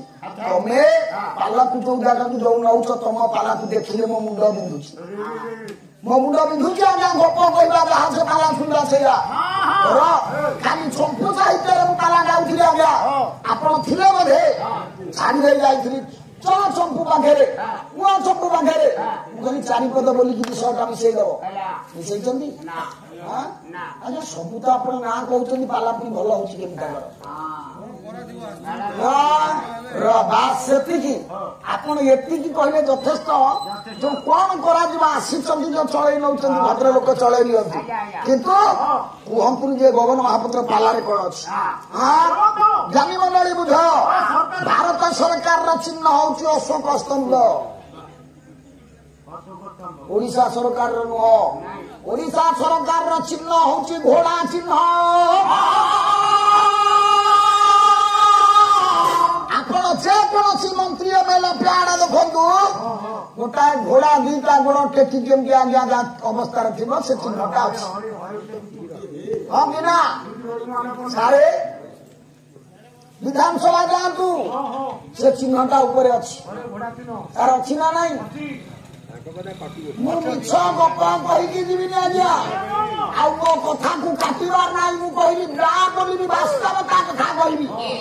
ମୁଁ ଅବାସ୍ତବ କଥା କହିବିନି ଯେ ଆମେ 100ଟା ଯଜ୍ଞ କରିବା, ଅଶ୍ୱମେଧ ଯଜ୍ଞ ଇନ୍ଦ୍ର ହବା। ମୁଁ ଆପଣଙ୍କୁ ଅଶ୍ୱମେଧ ଯଜ୍ଞ ବୁଝେଇଦେବି, ଇନ୍ଦ୍ର କେମିତି ହବ କରିଦେବି। ପୁନା ମନେ ରଖ, ତା କାରଣ କଣ? ରାଜାର ଚିହ୍ନ, ଅନ୍ୟମାନଙ୍କର ଚିହ୍ନ। ଘୋଡା ହଉଛି କାମନାର ପ୍ରତୀକ। ଘୋଡା ହଉଛି କାମନାର ପ୍ରତୀକ। ରାଜା ବି କାମନା ରହିବା ଦରକାର। ରାଜା ଯଦି ସନ୍ତୋଷ ହେଇଯିବ, ମୁଁ 4ଟା ରାଜ୍ୟ ଜୟ କରିଦେଲି, ମୋର ଆଉ ରାଜ୍ୟର ଆବଶ୍ୟକତା ନାହିଁ। ପୁନା କହିବାର ଉଦ୍ଦେଶ୍ୟ କଣ କହୁଥିଲି ମୁଁ? ଓଡିଶା ସରକାରର ଚିହ୍ନ ହଉଛି ଘୋଡା ଚିହ୍ନ। କାହିଁକି ନା ରାଜାର ଚିହ୍ନ ଆଜ୍ଞା ଘୋଡା। ଆମ ଓଡିଶା ସରକାର ମାନେ ରାଜା, ସାର୍ ରାଜାର ଚିହ୍ନ ଘୋଡା। ଏଇଥିପାଇଁ ରାଜାର କାମନା ରହିବା ଦରକାର। ଯଦି କାମନା ନ ରହିବ, ସେ ଆଜ୍ଞା ଗୋଟାଏ ରାଜ୍ୟରେ ସନ୍ତୋଷ ହେଇଯିବ। ଆପଣମାନେ ଜାଣିଥିବେ ଆଜି ଓଡିଆ ଜାତିର କାମନା ନଷ୍ଟ ହେଇଯାଇଛି ବୋଲି ଓଡିଆ ଜାତି ଏତେ ତଳେ। କଣ ପାଇଁ ଏତେ ତଳେ? ପୁନା ମଧୁସୂଦନ ଦାସ ଗୋଟା କଥା କହିଲେ, କହିଲେ ତ ପୂର୍ବ ପୁରୁଷ ଜୟ କରିଥିଲେ ଗଙ୍ଗା ଠାରୁ ଗଙ୍ଗା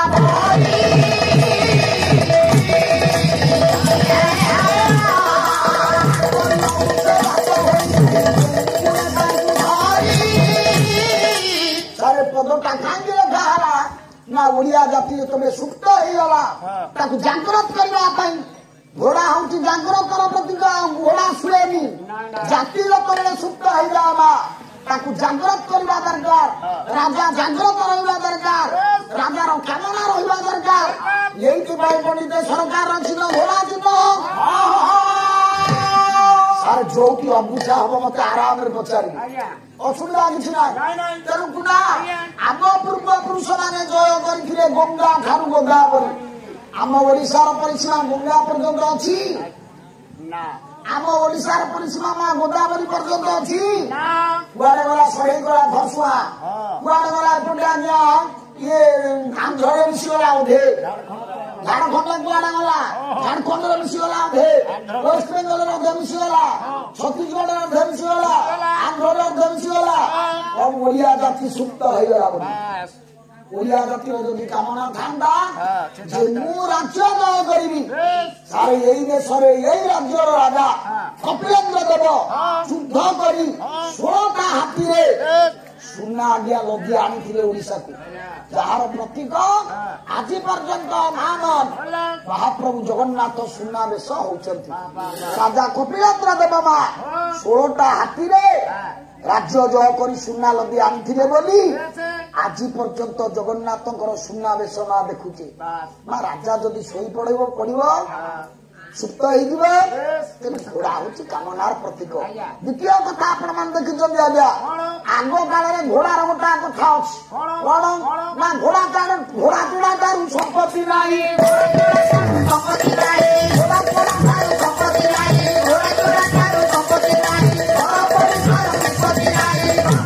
ଖାଲି ଘୋଡା ଉପରେ କେତେ କଥା କହିଲାନି। ଘୋଡା ଚୋଡା ଠାରୁ ସମ୍ପତ୍ତି ନାହିଁ। ମା ସେଇ ଲୋକ ଶ୍ରେଷ୍ଠ ସମ୍ପତ୍ତି ବାଲା ଯାହାର ଘୋଡା ମଣ୍ଡଳୀ। କହିବାର ଉଦ୍ଦେଶ୍ୟ ଅତୀତରେ ଲୋକମାନଙ୍କର ଧନ ବଢିଲେ ଘୋଡା ପୋଷେ। କାହିଁକି ନା ଘୋଡା 6 ଟଙ୍କାକୁ ଲାଖର 9 ଟଙ୍କା। ଅତୀତରେ ଲୋକମାନେ ଆଜ୍ଞା ରାଜା ମହାରାଜା ମାନେ ଯେତେବେଳେ ଆଜ୍ଞା ଯାଉଥିଲେ ବିବାହ କରିବା ପାଇଁ, କାହା ଉପରେ ବସି ଯାଉଥିଲେ ମଉସା? ଘୋଡା ଉପରେ। କାହିଁକି ନା ବାହା ହେବା ପାଇଁ ଘୋଡା ଉପରେ କାହିଁକି ଯାଆନ୍ତି? ନା ବିବାହ ପରେ ପୁରୁଷର କାମନା ରହିବା ଆବଶ୍ୟକ। ସଂସାର ଅର୍ଥ କାମନା। ଦେଖନ୍ତୁ ଆଜ୍ଞା, କାମନା ନଷ୍ଟ ହେଇଗଲେ ସଂସାର କରିହବନି। ତେଣୁ ପଣ୍ଡିତ ମଣ୍ଡଳୀ ସେଥିପାଇଁ ପରାମର୍ଶ ଉପରେ ଟିରାଣ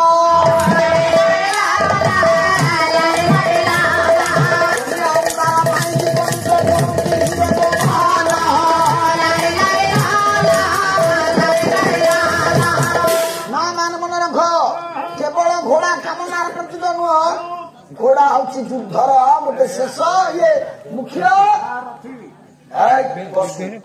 ରଥକୁ ଆଜ୍ଞା ନବା ପାଇଁ ଘୋଡା ଆବଶ୍ୟକ।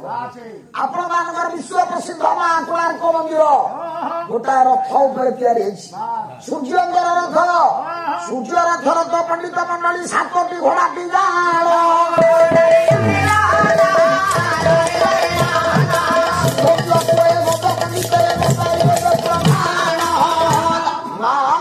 କୋଣାର୍କ ମନ୍ଦିରରେ ମା ଘୋଡା ହଉଛି 7ଟା, ବିଶ୍ୱ ପ୍ରସିଦ୍ଧ କୋଣାର୍କ ମନ୍ଦିର। ନା ନାଇଁ, ଖାଲି ଘୋଡା ଉପରେ ଆଲୋଚନା କରୁଛି। ଯଦି ଆଜ୍ଞା ଅଶ୍ୱକୁ ମାରିବା ବିଧି, ଯୁଦ୍ଧ କରିବ କି ଅଶ୍ୱ ରହି? ଅଶ୍ୱକୁ ମାରିବା ବିଧି କୋଣାର୍କ ମନ୍ଦିରରେ ଆଜ୍ଞା ସୂର୍ଯ୍ୟଙ୍କର ଥର ଟାଣିବ ରଥ କିଏ? ସତାଶ୍ୱ ହଉଛନ୍ତି ରାମ, ହନ ହଉଛନ୍ତି ସୂର୍ଯ୍ୟ। ଦେଖନ୍ତୁ ଆଜ୍ଞା, ଘୋଡାକୁ ମାରିଲେ ପାପ କି ପୁଣ୍ୟ? ଯଦି ଘୋଡା ମରାଯିବା ଦରକାର, ଓଡିଶା ସରକାର ବାହନ କେମିତି ହେଲେ ଘୋଡା ଯଦି ମରିବା ଦରକାର, ପୁରୀରେ ଜଗନ୍ନାଥ ଦେଉଳରେ ଦକ୍ଷିଣ ଦ୍ୱାର କାହିଁକି ରହିଲେ?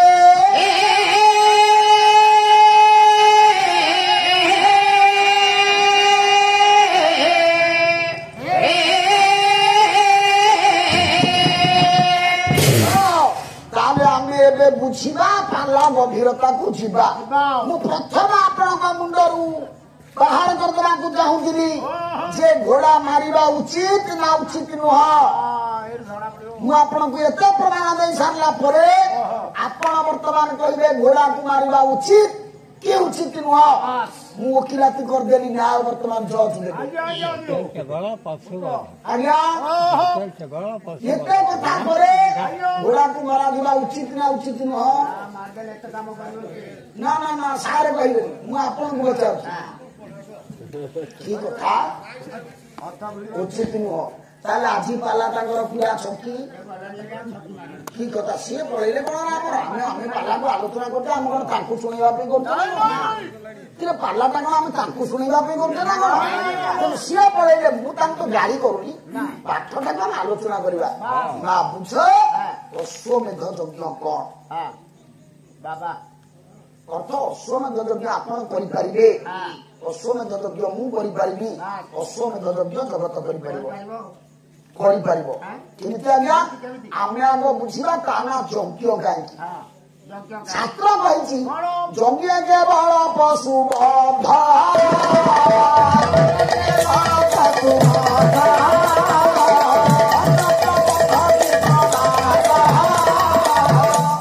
ଯଜ୍ଞ କେବଳ ପଶୁବଧ, ଅନ୍ୟତ୍ର ବଦ୍ଧ କି ପ୍ରମାଦ।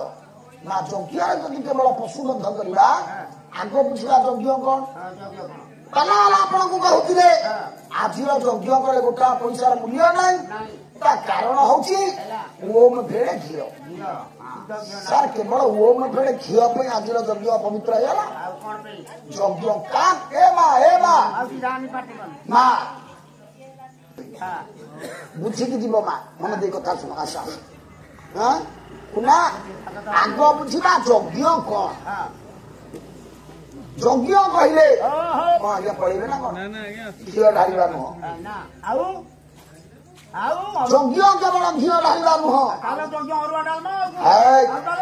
5ଟି ଜିନିଷକୁ ଆଜ୍ଞା ସଂଯୋଗ ହେଲେ ତାକୁ କୁହନ୍ତି ଯଜ୍ଞ। ଦେବାନାମ ଦ୍ରବ୍ୟ ହବିଷମ୍ ଋତୁଜାମ ଯଦୁଷାମ ତଥା ଋତୁଜାମ ଦକ୍ଷିଣାନାମ च ସଂଯୋଗ ଯଜ୍ଞ ଉଚ୍ୟତେ। ପ୍ରଥମ କଥା ହଉଛି ଯଜ୍ଞରେ ପ୍ରଥମ ଆବଶ୍ୟକ ଦେବତା। ଅଶ୍ୱମେଧ ଯୋଉ ଯଜ୍ଞ କରାଯାଏ, ସେ ଯଜ୍ଞରେ ଆଜ୍ଞା ଦେବତା ଥାନ୍ତି ତ? ମଉସା ନଥାନ୍ତି। ପହିଲା ଛକି ଅଶ୍ୱମେଧ ଯଜ୍ଞ କଣ ଆମେ ବୁଝିବା ଆଜ୍ଞା ଦେବାନାମ ଦ୍ରବ୍ୟ ଦ୍ରବ୍ୟ ବିଭିନ୍ନ ଦ୍ରବ୍ୟ ଦରକାର ହଲୋ ହଁ ହୁଏତ କିଛି ଦ୍ରବ୍ୟ ଥିବ ଏଇଟା ଠିକ ହେଇପାରେ ଆଜ୍ଞା ହବି ହବି ଅର୍ଥ ଘୃତ ବାସ୍ ଅଶ୍ୱମେଧ ଯଜ୍ଞରେ ଯୋଉ ଆହୁତି ଦିଆଯାଏ ଘୃତ ଆହୁତି କି ନାହିଁ କଣ ଆହୁତି ଦିଆଯାଏ ତାରି ରକ୍ତ ବାସ୍ ତାରି ମାଂସ ଆଚ୍ଛା ଜଣଙ୍କର ରକ୍ତ ଆଉ ମାଂସ ଯଦି ଯଜ୍ଞ କୁଣ୍ଡରେ ଅଗ୍ନିକି ଦେଇକି ଆହୁତି ଆମେ ଦେବା ତାହା ଶୁଦ୍ଧ କି ନା ଦ୍ୱିତୀୟ କଥା ସଖୀ ଦେବାନ ଦ୍ରବ୍ୟ ହବିଷାନ ଆଜ୍ଞା ଊର୍ଧ୍ଵସାମ ଯଜୁଷାମ କଥା ଆଜ୍ଞା ଆପଣ ଯୋଉ ତିନିଟା ବେଦ ଋଗ୍ବେଦ ସାମବେଦ ଯଜୁର୍ବେଦ ଇଏ ବେଦ ବେଦ ମନ୍ତ୍ର ଦରକାର ଯୋଉମାନେ ବେଦ ପଢିଥିବେ ଏ ବେଦ ମନ୍ତ୍ରରେ କୋଉଠି ଲେଖା ହେଇଛି କି ଏଇ ମନ୍ତ୍ରରେ ଆହୁତି ଦେଇକିରି ଯଜ୍ଞର ଇଏ ଘୋଡାର ରକ୍ତ ଆଉ ମାଂସକୁ ପକେଇବ ନାମିତ ହେଇନି ସଖୀ ଶୋକରେ ନାହିଁ ବା ଜ୍ଞାନୀ ଲୋକ ଆଜ୍ଞା ଶ୍ଲୋକ ନ ବୁଝିଲେ ମୁଁ ପାଲା ଗାଉଛି ଆଜ୍ଞା ବୁଝ ଊର୍ଧ୍ଵସାମ ଯଜୁଷାମ କଥା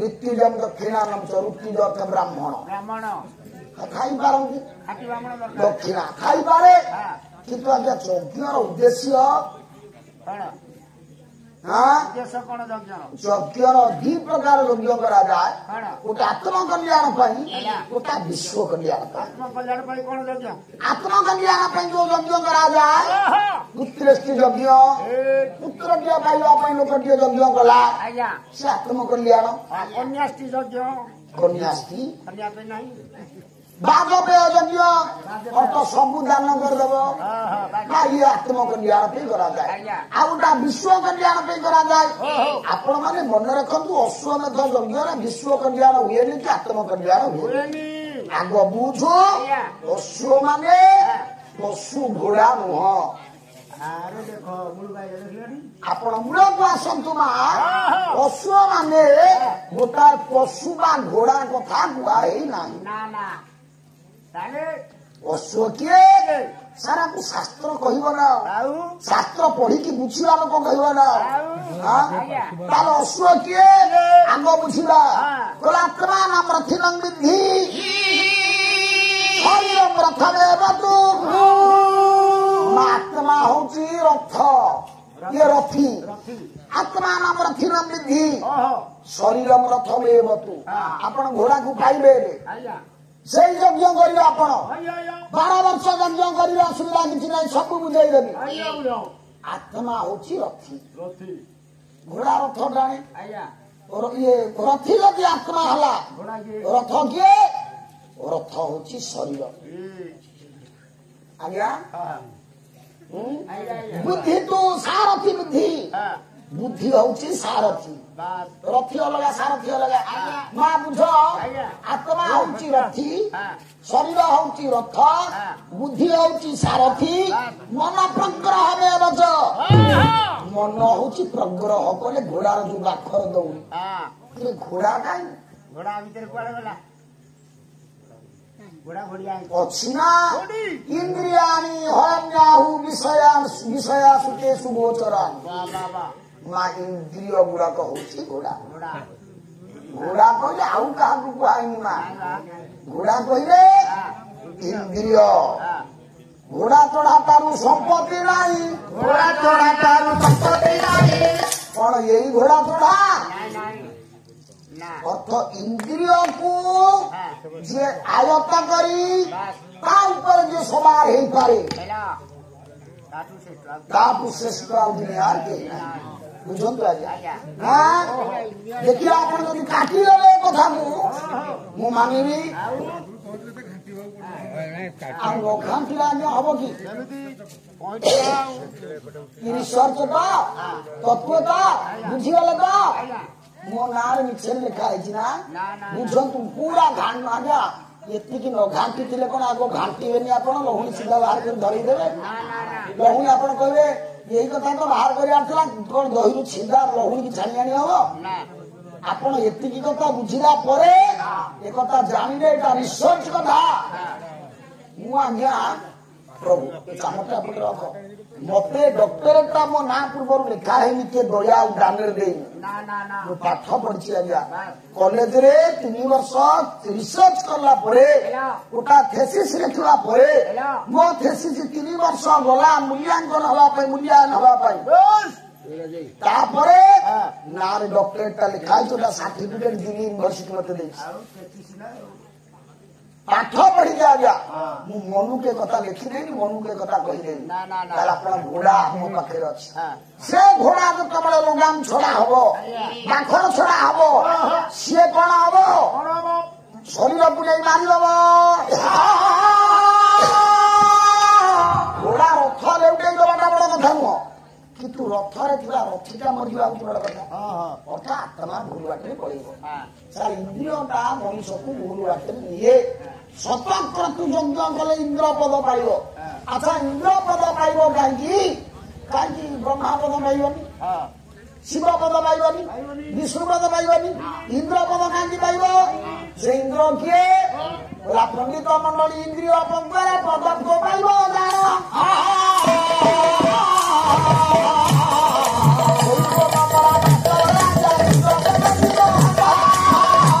ଇନ୍ଦ୍ର ପଦାର୍ଥ ଇନ୍ଦ୍ରିୟ ଉପରେ ସେ ଲୋକ ଜୟ କରିବ 100ଟା ସ୍ୱତନ୍ତ୍ର ତୁ ଅଶ୍ୱମେଧ ଯଜ୍ଞ କରିବ ଅର୍ଥାତ୍ 100 ଇନ୍ଦ୍ରିୟର ଯୋଉ ଉର୍ଜା ସୃଷ୍ଟି ହବ କେମିତିଆ ଇନ୍ଦ୍ରିୟଟା ତ 14ଟା ଇଏ 14 ଇନ୍ଦ୍ରିୟ ଯେତେବେଳେ ଆୟତ ହେଇଯିବ ଆପଣଙ୍କର ବାଣୀର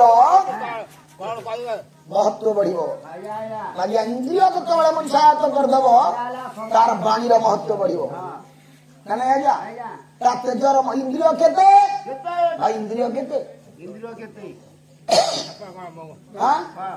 କହିବେ ନା ଇନ୍ଦ୍ରିୟ କେତେ ସାର୍ ଇନ୍ଦ୍ରିୟ କେତେ ଇନ୍ଦ୍ରିୟ ମଉସା 10 ମଉସା କହିଲେ 10 କଣ 10 ଜ୍ଞାନେନ୍ଦ୍ରିୟ 5 କର୍ମେନ୍ଦ୍ରିୟ 5 ଜ୍ଞାନେନ୍ଦ୍ରିୟ 5 କଣ ନା ଯାହା ଦ୍ୱାରା ମଣିଷ ଜ୍ଞାନ ପ୍ରାପ୍ତ ହୁଏ ସେ ଜ୍ଞାନେନ୍ଦ୍ରିୟ ଇନ୍ଦ୍ରିୟ ଯଦି ଦୁର୍ବଳ ହେଲା ଜ୍ଞାନ ଦୁର୍ବଳ ହବ ଠିକ ନା ନାଇଁ ଇନ୍ଦ୍ରିୟ ଯଦି ସବଳ ହେଲା ନା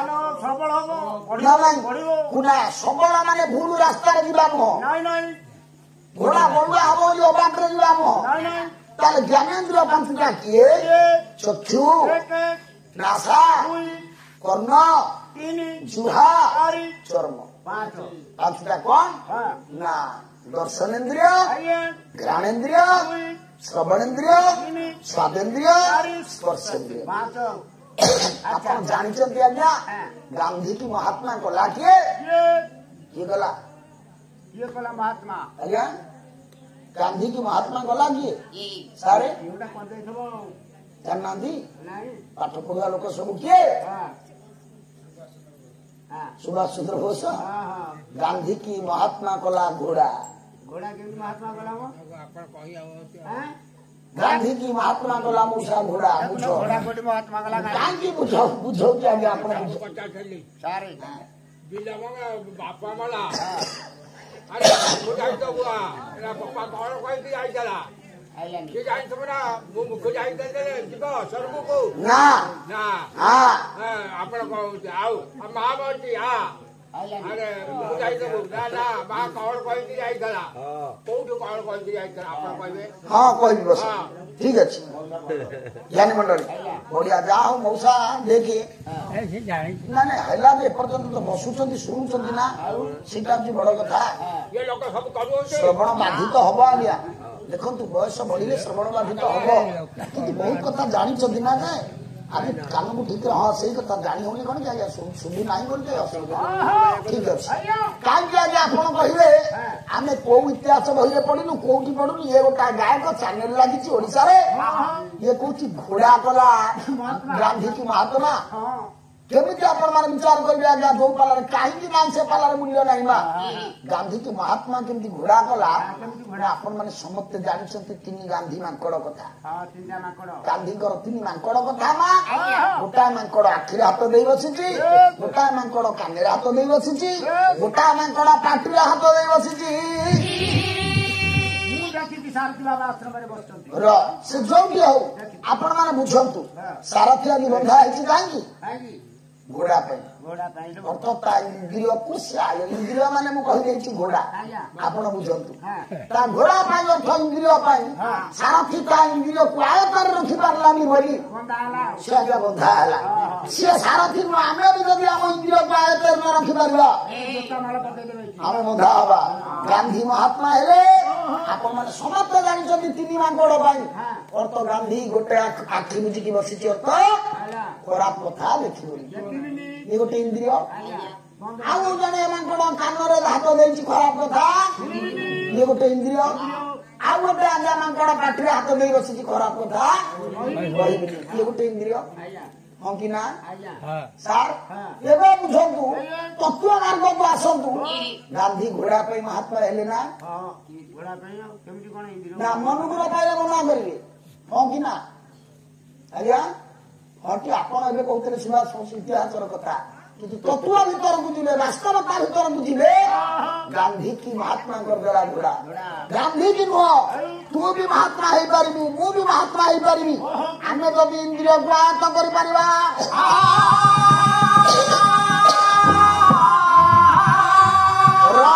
ଇଏ 5ଟା ଜ୍ଞାନେନ୍ଦ୍ରିୟ ବୁଝିଲୁ ଆଉ 5ଟା କର୍ମେନ୍ଦ୍ରିୟ ବାକ୍ ପାଦ ପାଣି ବାୟୁ ଉପସ୍ଥ ବାକ୍ ଅର୍ଥ କଥା ପାଣି ହାତ ବାୟୁ ଉପସ୍ଥ ମଳଦ୍ୱାର ମୂତ୍ରଦ୍ୱାର ପାଦ 5ଟା ହେଲା ଇଏ 5ଟା ହଉଛି କର୍ମେନ୍ଦ୍ରିୟ ଇଏ 10ଟା ଇନ୍ଦ୍ରିୟକୁ ଆୟତ୍ତ ଯିଏ କରିଦବ ସିଏ ଆଜ୍ଞା ଜଗତକୁ ଜିତିଯିବ ଗୋଟା କଥା ଆପଣ ମାନେ ମନେ ରଖନ୍ତୁ ବୋଲା ଗୋଟା ପୁରୁଣା କାଳିଆ ଗୀତ ଅଛି ବୋଲା ଶୁଣରେ ମନ ସାରସ ତୁ ଅଜାନା ତୁଣି ରହସ୍ୟ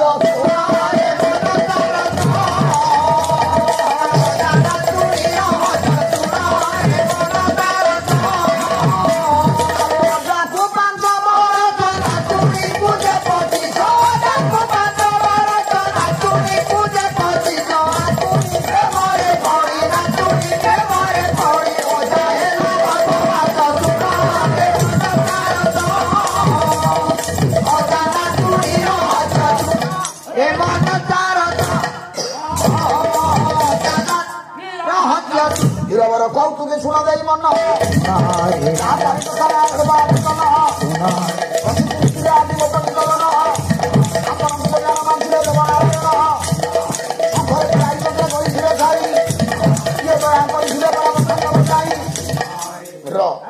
ମଉସା ଗୀତ ଆପଣ ପୂର୍ବରୁ ଶୁଣିଛନ୍ତି ନା ଏଗୁଡ଼ା ବୋଲୁଛି କଣ ତାହେଲେ ଅଜା ନାତୁଣୀ ରହସ୍ୟ ନାତୁଣୀ ପ୍ରେମରେ ପଡି ଅଜା ଗର୍ଭବାସ କଣ ଉଲ୍ଟା ଅଜା ନାତୁଣୀ ପ୍ରେମରେ ପଡି ଅଜା କେମିତି ଗୋଟେ ପୁରୁଷଟା ଗର୍ଭବାସ ହବ କହୁନ ନାତୁଣୀ ପ୍ରେମରେ ପଡି ଅଜା ପ୍ରେମରେ ପଡି ନାତୁଣୀ ହେଲା ଗର୍ଭବାସ ହବ ନା ଆଉ ଏତିକି କଥା ସଜାଡିକି କହିବାକୁ ସେ ଆଖି ପତା ଟେକି ମୁଣ୍ଡ ହଲେଇ କେତେ କଥା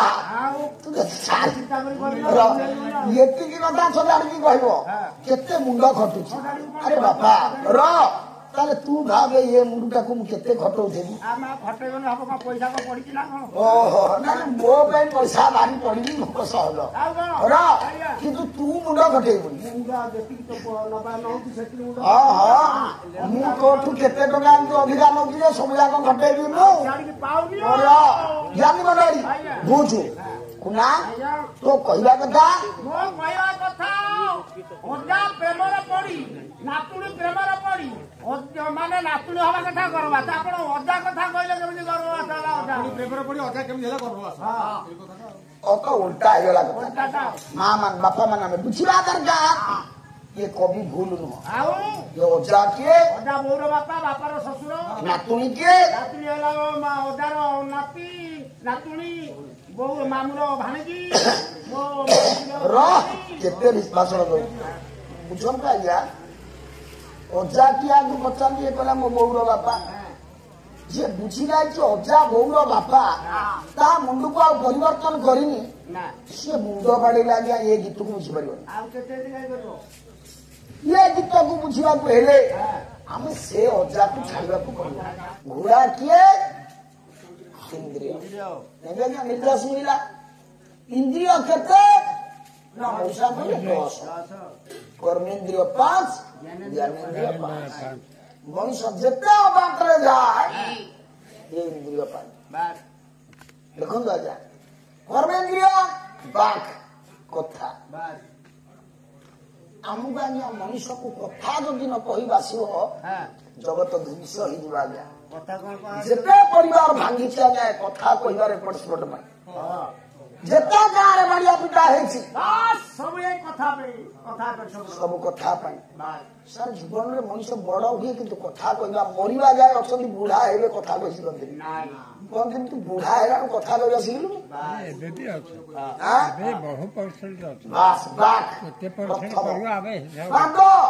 ये जगह ये पाद निर्णय कर कौटी जीवी आ कौटी जीवन पाद निर्णय कर जो जगह को नदीवा कथा आमको जब ये ठिया करदेला ताले आज्ञा से जगह ठिया हेबी आमको पाप हो धरिनियंतु मु जाई मद घाटिया ठिया हेबी आपण मत देखिले मु मद किनी किछि कोनी मद घाटिया ठिया है राजू बाबू देखिए आसी गाँव को होइसे शिशरपाड़ी मद दुकान ठिया हेदला रे ना मद पुथो जाय तो ना सिगिना सिगा इंडिया हो आज्ञा बाक पाद पानी हाथ वायु प्रस्थ मलद्वार मूत्रद्वार ये 5टा कर्मेन्द्रिय आपको आयत्त रखा मनुष्य भूल बाटे ज्ञानेन्द्रिय 5टा दर्शनेन्द्रिय श्रवणेन्द्रिय घ्राणेन्द्रिय स्वादेन्द्रिय स्पर्शेन्द्रिय चक्षु नासा कर्ण जिह्वा चर्म मन रख श्लोक बोली ओजा किए नातुनी किए कुना ओजा होची मन बुझंत आज्ञा ओजा जो लोक बुझी जाए बौर बापा ओजा तापर ताकू जेते बुझेइबो ओजा ये केमती से बाउला हबो कवि कल्पना कर ओजा होची मनुष्यर मन नातुनी किए ना मनुष्यर प्रकृति ओजा को बयस 5 मनुष्यर मन होची 5 मन अमन विमन कुमन सुमन केते जन कहती ये मन 5टा नुह मन गोटे ये 5टा हूँ मनर अवस्था बस जमी अवस्थार परिमापक मनर अवस्थार परिमापक 5 बुझिलु प्रकृति आपण मनुष्यर 25टा ये हेले नातुनी अर्थ मन जतबले प्रकृतिर वशवर्ती हुए प्रकृति प्रेम पड़े प्रेम 2 जन भितर हेले जन द्विती रहिबो मध्यस्थी रहिबो से मध्यस्थी किए मध्यस्थी होचे ये इंद्रिय ये घोड़ा रे सर घोड़ाटा प्रतीक घोड़ा ऊपर यही बसी जाती अर्थ कन्या बर को मिश्रण कर मध्यस्थी होची घोड़ा अर्थ इंद्रिय बुझंतु आज्ञा भीतर को न गले तत्व को न गले पाला नुह तत्व समस्त जानवे तत्व न जानिक जब तुम कह कि जान तुम मुझे गप कह हम से गप ना ये गप झाड़ बहब कुना यही घोड़ा हूँ प्रतीक अर्थ नारी पुरुष को मिलन करार मध्यस्थी हूँ इंद्रिय घोड़ा देख शास्त्र कहला ओडिया भागवत कला मन चलिले इंद्री छड़े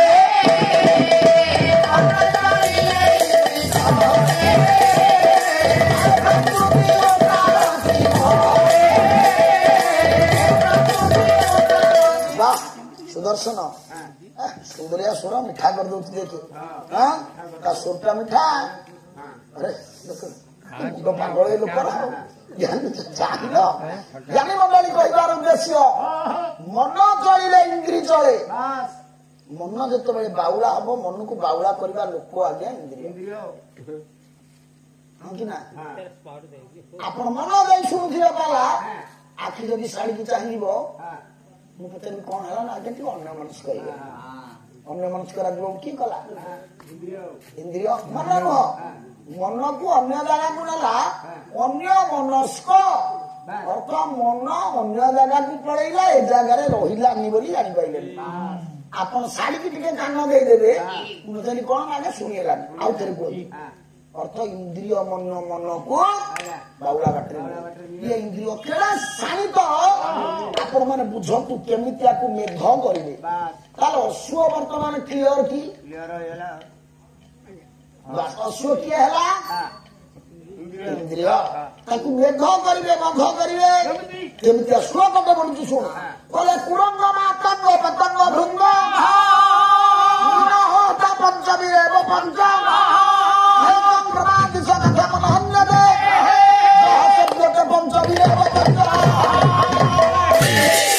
संस्कृत भागवत व्यास आपको निंदा करना तो भागवत निर्जास पुराण व्यास जीवन जिते ग्रंथ लिखिले जे पर्यंत से भागवत लिखिले से पर्यंत मन बुझिलानी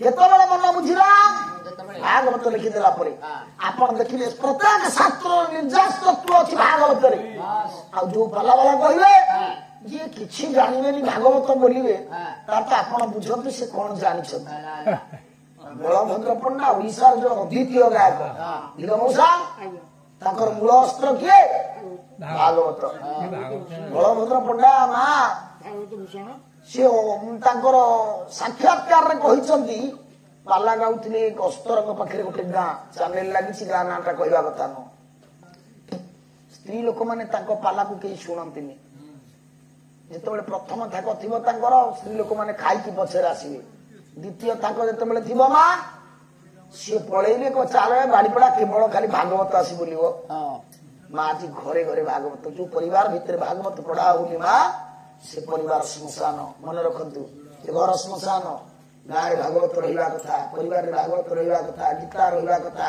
शास्त्र रहा कथा आपको निंदा कर जगत चलनी आज्ञा भागवत कहे पांचटा जीव मरती गोटे गोटे इंद्रियर दुर्बलता गोटा गोटा घोड़ार बांगला आज्ञा से मरती इंद्रिय मैंने घोड़ा बुझी कुरंग कुरंग कुरंग अर्थ मृग तार दुर्बलता श्रवण इंद्रिय सुंदरिया शब्द शुणिले माँ मृग बाबुला हुए से सुंदर शब्द शुणा को भल पाए एक व्याध जाने व्याध किए ना काल काल जानी से सेमती मर आम केमती मरवा काल जानी सुंदर स्वर बंशी बजाए सुंदर शब्द करे स्वर सृष्टि करे व्याघ्र चलवा शुण सी मृग चलवा छाड़ दे एकाग्र चित्त कान डेरिकी शुणे से सुजोग शिकारिता को मारे मृग मला कौन श्रवण इंद्रिय दुर्बल मातंग मातंग कले हस्ती पुना हस्ती जानी मरे माँ एड़ा बड़ा विराट काय गज बा हस्ती मनीष गोटे छोटिया जीव मनीष को सेमती ठेली देले आज्ञा मनीष पड़ी मरज सी आज्ञा केमती तार वशीभूत हुए तार दुर्बलता हूँ स्पर्शेन्द्रिय स्पर्शेन्द्रिय दुर्बलता औषध पुना से भाई हस्ती सहित विपरीत लिंगर हस्ती सहित मिशिला खाल क्षमा किसी माने भल मंद किसी विचार करें एकता शिकारी जाने अन्य पटे खाल खोलिकी रखी था जानी सी से खाले पड़े कौशल क्रमे अन्य हाथी द्वारा धरिकी नहीं पोषा मना हाथी मला स्पर्शेन्द्रिय दुर्बलता कुरंग मातंग पतंग पोक पोक टे मारे दर्शनेन्द्रिय दुर्बलता आपण मैंने देखिले ये पोक आलुआ पाखे थी धरिकी आपण ने बहुत दूर रे छाड़ी आसवे आपण आसी नथिले ता पूर्व सी आसी आलुआ पाखे से न मरवा पर्यंत से जगह छाड़ी जीवन भागवत ई कथा कहले बोला ओनला देखिन पतंग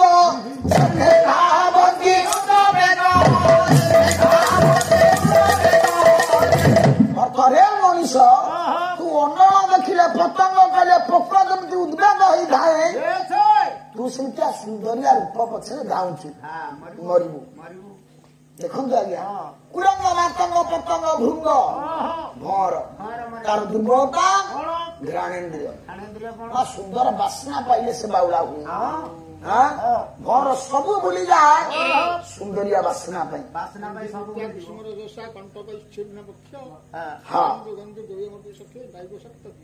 आज्ञा ତେଣୁ ଦେଖନ୍ତୁ ମଉସା କେତେ କଥା ଜାଣିଛନ୍ତି କୁନା ଭ୍ରମର ଛୋଟିଆ କଥା ଟିକେ ଭ୍ରମରାଷ୍ଟ୍ର ମୁଁ କହୁଛି କଣ ପଦ୍ମ ଫୁଟିଛି ଆଜ୍ଞା ଗୋଟିଏ ଭ୍ରମର ଉଡିକି ଯାଉଛି ଗଲାବେଳେ ଦେଖିଲା ସୁନ୍ଦର ପଦ୍ମ ଫୁଲ ସୁନ୍ଦର ଆକର୍ଷଣ କଲା ତାର ବାସ୍ନା ତାର ସୌନ୍ଦର୍ଯ୍ୟକୁ ଆକର୍ଷଣ କଲା ଭ୍ରମର ଯାଇ ପଦ୍ମ ପୁଷ୍ପ ଉପରେ ବସିଲା ଆକଣ୍ଠ ମଧୁପାନ ଗଲା ସନ୍ଧ୍ୟା ଯେତେବେଳେ ଆସିଲା ସନ୍ଧ୍ୟା ହେଲେ ଆଜ୍ଞା ପଦ୍ମ ମୁଦ୍ରିତ ହବ ଆଗ କାଳରେ ଲୋକମାନେ ରାଜ୍ୟ ବର୍ଣ୍ଣନା ଦିଅନ୍ତି କେମିତିଆ କହିଲା ଦିବସେ ପଙ୍କଜ ବିରାଜେ ରାତ୍ରେ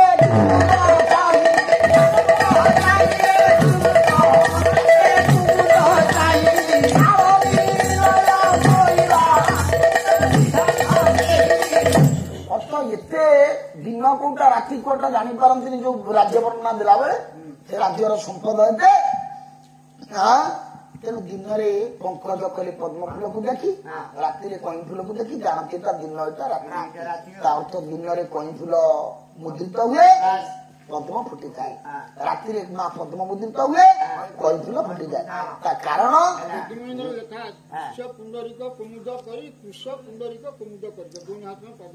ଆଜ୍ଞା ଜ୍ଞାନୀ କହିବାର ଉଦ୍ଦେଶ୍ୟ ଭ୍ରମର ବସିଛି ପଦ୍ମ ଉପରେ ସୂର୍ଯ୍ୟ ଅସ୍ତ ହେଲେ ଭର ଆଜ୍ଞା ଇଏ ପଦ୍ମ ମୁଦ୍ରିତ ହବ ପଦ୍ମ ଯେତେବେଳେ ଧୀରେ ଧୀରେ ମୁଦ୍ରିତ ହେଲା ଭରର କିନ୍ତୁ ମନ ଛାଡୁନି ପଦ୍ମ ବାସନା ଛାଡିକି ଯିବାକୁ ଭରର ମନ ଛାଡୁନି ପଦ୍ମର ମଧୁପାନ କରିବାକୁ ଛାଡିକି ଯିବା ପାଇଁ ଭର ଭାବିଲା ଦେଖନ୍ତୁ ଇନ୍ଦ୍ରିୟର ଦୁର୍ବଳତା ଯେତେବେଳେ ମଣିଷ ମା ପଡିଯିବ ସେ ବିଭିନ୍ନ ବିକଳ୍ପ ବାଟ ଖୋଜି ନବ ହଁ ଏଇଟା ଚଳିବ କଣ ସେ ଏମିତି ଚଳୁଥିଲେ ଇନ୍ଦ୍ରିୟ ଦୁର୍ବଳତାର ବଶବର୍ତ୍ତୀ ହେଇ ଆଜ୍ଞା କେଡେ କେଡେ ମହାପୁରୁଷ ଟଳି ପଡିଛନ୍ତି ଆଜ୍ଞା କେହି ତାକୁ ରକ୍ଷା କରିନି ମୋର ସେଦିନ ବସିଲା କହିଲା ଦେଖିଲା ପଦ୍ମ ମୁଦ୍ରିତ ହବ ତ ହଉ ପୁଣି କାଲି ସକାଳେ ଖୋଲିବ ନା ନାଇଁ କାଲି ସକାଳେ ଖୋଲିଲେ ମୁଁ କୁଆଡେ ଯିବି ଭ୍ରମର ଭାବୁଛୁ ଗୋଟେ ଶ୍ଲୋକ ବୋଲୁଛି କହିଲେ ରାତ୍ରି ଭବିଷ୍ୟତି ଭବିଷ୍ୟତି ସୁପ୍ରଭାତମ୍ ଭାସ୍ୱମ ଭାଷ୍ୟତି ହସିଷ୍ୟତି ମଙ୍ଗଜଶ୍ରୀ ବିଚିନ୍ତ୍ୟ ଗୋସଗତମ୍ ବିରେଫମ୍ ହନ୍ତ ହନ୍ତ ନଳିନୀ ଗୌରହାର ସଂସ୍କୃତର ଲୁଟ୍ ଲଗାର ପ୍ରୟୋଗ ହେଇଛି ଭବିଷ୍ୟତ କାଳ ରାତ୍ରି ଭବିଷ୍ୟତି ରାତି ପଳେଇବ ଭବିଷ୍ୟତି ସୁପ୍ରଭାତ ସୁନ୍ଦର ସକାଳ ପୁଣି ହବ ଦାସ୍ୟତି ହସିଷ୍ୟତି ମଙ୍ଗଜଶ୍ରୀ ସୂର୍ଯ୍ୟ ତାଙ୍କର କିରଣ ପ୍ରଦାନ କରିବେ ପଙ୍କଜ ପୁଣି ହସି ଉଠିବ ତେଣୁ ଇଥମ ବିଚିନ୍ତ୍ୟ କେଇ ପ୍ରକାର ବିଚିନ୍ତ୍ୟ ଅର୍ଥ ଚିନ୍ତା କରି କୋଷଗତ ଭ୍ରମର ସେ ପଦ୍ମର କେଶର ଭିତରେ ରହିଲା ପଦ୍ମ ମୁଦ୍ରିତ ହେଇଗଲା ଟିକେ ଟିକେ ପଦ୍ମ ମୁଦ୍ରିତ ହେଇଗଲା ପଦ୍ମ ଭିତରେ ଭର ରହିଲା କହିଲା ପଦ୍ମର ସୁକୋମଳ ସଜ୍ଜା ଆକୁ ଛାଡି କାହିଁ ବସାକୁ ଯିବି ସାର୍ ପଦ୍ମ ଭିତରେ ରହିଲା ଯେ କିଛି ନାହିଁ କୁନା ଇଏ ପଣ୍ଡିତ ମଣ୍ଡଳୀ ଧିରେ ଶୁଣ ଦେଇ ମନ ଚାହୁଁ ଚାହୁଁ ସନ୍ଧ୍ୟା ପରା କଲା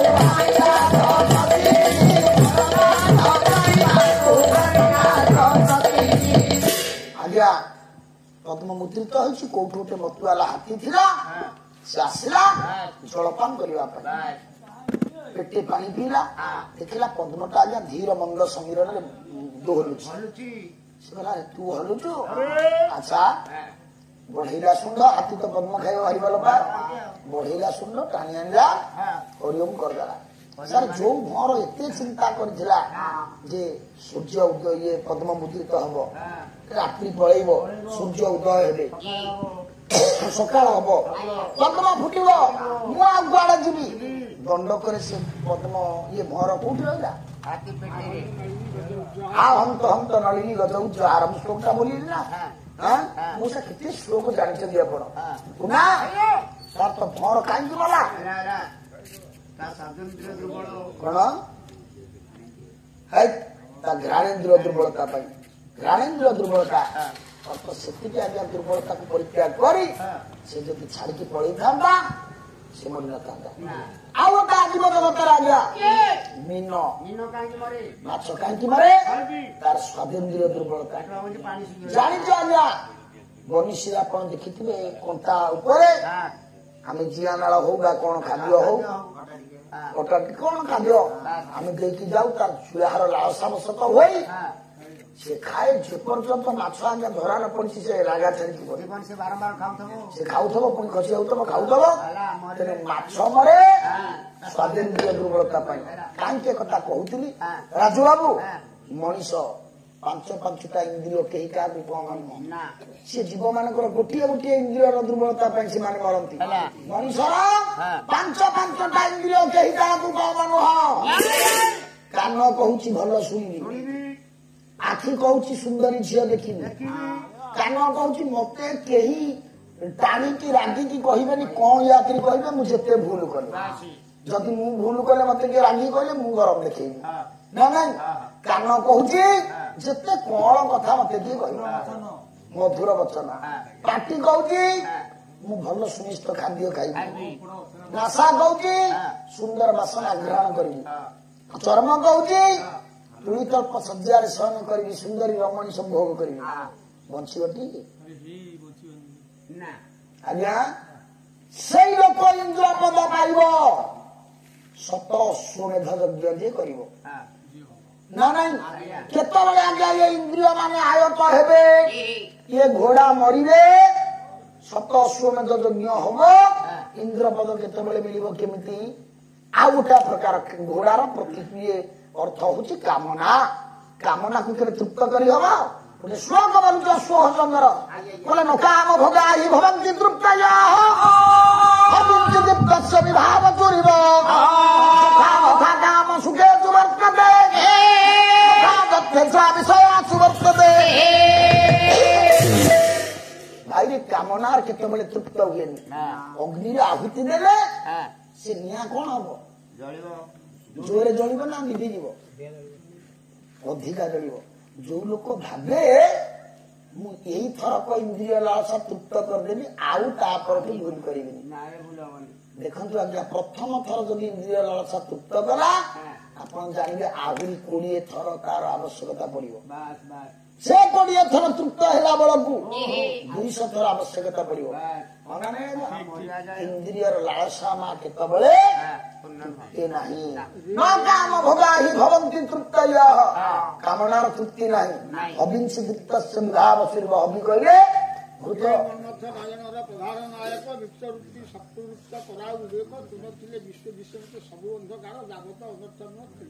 ହଁ ସେ ଆଖି ଆଉ କନ୍ଦର୍ପକୁ ପଳେଇଲା ମୁଁ ସବୁ ଯାକ ଇନ୍ଦ୍ରିୟକୁ ଏକାଠି କରିଛି ମୁଁ ସବୁ ଯାକ ଇନ୍ଦ୍ରିୟକୁ ଏକାଠି କରିଛି ତାପରେ ଗୋଟେ ଆଖି ନା ନାଇଁ ଯଥା ଯଥା କାମ ଶିଖେ ସୁବର୍ତ୍ତତେ ତଥା ଯଥେଚ୍ଛା ବିଷୟା ସୁବର୍ତ୍ତତେ ଯେତିକି ଯେତିକି ଆଜ୍ଞା ବିଷୟକୁ ଆମେ ଭୋଗ କରିବା ସେତିକି ସେତିକି ଆଜ୍ଞା ବାଉଳା ହବ ଘୋଡା ମାନଙ୍କୁ ଆଜ୍ଞା ବିଷୟ ତ ହଉଛି ଅନ୍ୟ ବିଷୟ ଗୁଡିକ ତାକୁ ବାଉଳା କରେ ଅର୍ଥ ଆପଣ ମାନେ କେବଳ ହିନ୍ଦୁ ଶାସ୍ତ୍ର ନୁହଁ ବୌଦ୍ଧ ଶାସ୍ତ୍ରକୁ ଯାଆନ୍ତୁ ବୌଦ୍ଧ ଧର୍ମର ପ୍ରବର୍ତ୍ତକ କିଏ ଗୌତମ ବୁଦ୍ଧ ସାର୍ ଗୌତମ ବୁଦ୍ଧ ବୌଦ୍ଧ ଧର୍ମର ଶ୍ରେଷ୍ଠ ମହତ୍ଵ କଣ କହିଲେ ସେ ତପସ୍ୟା କଲେ ତପସ୍ୟାରୁ କଣ ପାଇଲେ ସେ ଜନସମାଜକୁ କଣ ବାଣ୍ଟିଲେ ଗୋଟାଏ କଥା ସେ କଥାଟା କଣ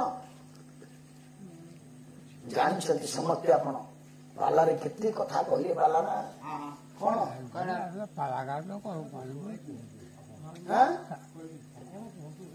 କାମନା ବିନାଶରେ ଦୁଃଖର ବିନାଶ କାମନା ବିନାଶ ହେଲେ ଦୁଃଖର ବିନାଶ ହବ ଗୀତା ସେଇଆ କହିଛି ଗୌତମ ବୁଦ୍ଧ ସେଇଆ କହିଛନ୍ତି ସମସ୍ତେ କହିଛନ୍ତି ଆଜ୍ଞା କାମନା ଦୁଃଖର ମୂଳ ହଉଛି କାମନା କାମନା ହିଁ ଦୁଃଖର କାରଣ ये जो कामना दुखर कारण ये कामनाटा मनीष भोग करे इंद्रिय द्वारा इंद्रिय हूँ घोड़ा आकु बद्ध कर अर्थ ये कामना को जो मनीष बद्ध करदेव 100टा उच्चा तार सृष्टि हम से इंद्र पद पाइब ना सारे बुझिले अच्छा ये गोटा प्रकार गला कामनार विनाश दुखार विनाश अश्वमेध गला आउरी अश्वमेध आम द्वितीय अश्व बुझा अश्व क्या कहती ना आशु गच्छति इति अश्व आशु अर्थ शीघ्र अर्थ जी शीघ्र गमन करे सी हूँ अश्व सर शरीर भितर सबुठ शीघ्र गमन करे किए ବାତା ଗ୍ରେ ଚଳତେ ମନ ଆଚ୍ଛା ତାଠୁ ଆଉ କେହି ଯାଆନ୍ତିନି ଆଜ୍ଞା ସେଇ ହଉଛି ରାଜା ଇନ୍ଦ୍ର ଦେବତା ମାନଙ୍କର ରାଜା ନା ନାଇଁ ଶରୀରରେ ରାଜା କିଏ ନା ଇନ୍ଦ୍ରିୟ ମଧ୍ୟ ବନ୍ଧ ମୋହି ବେଦରେ ବ୍ରହ୍ମ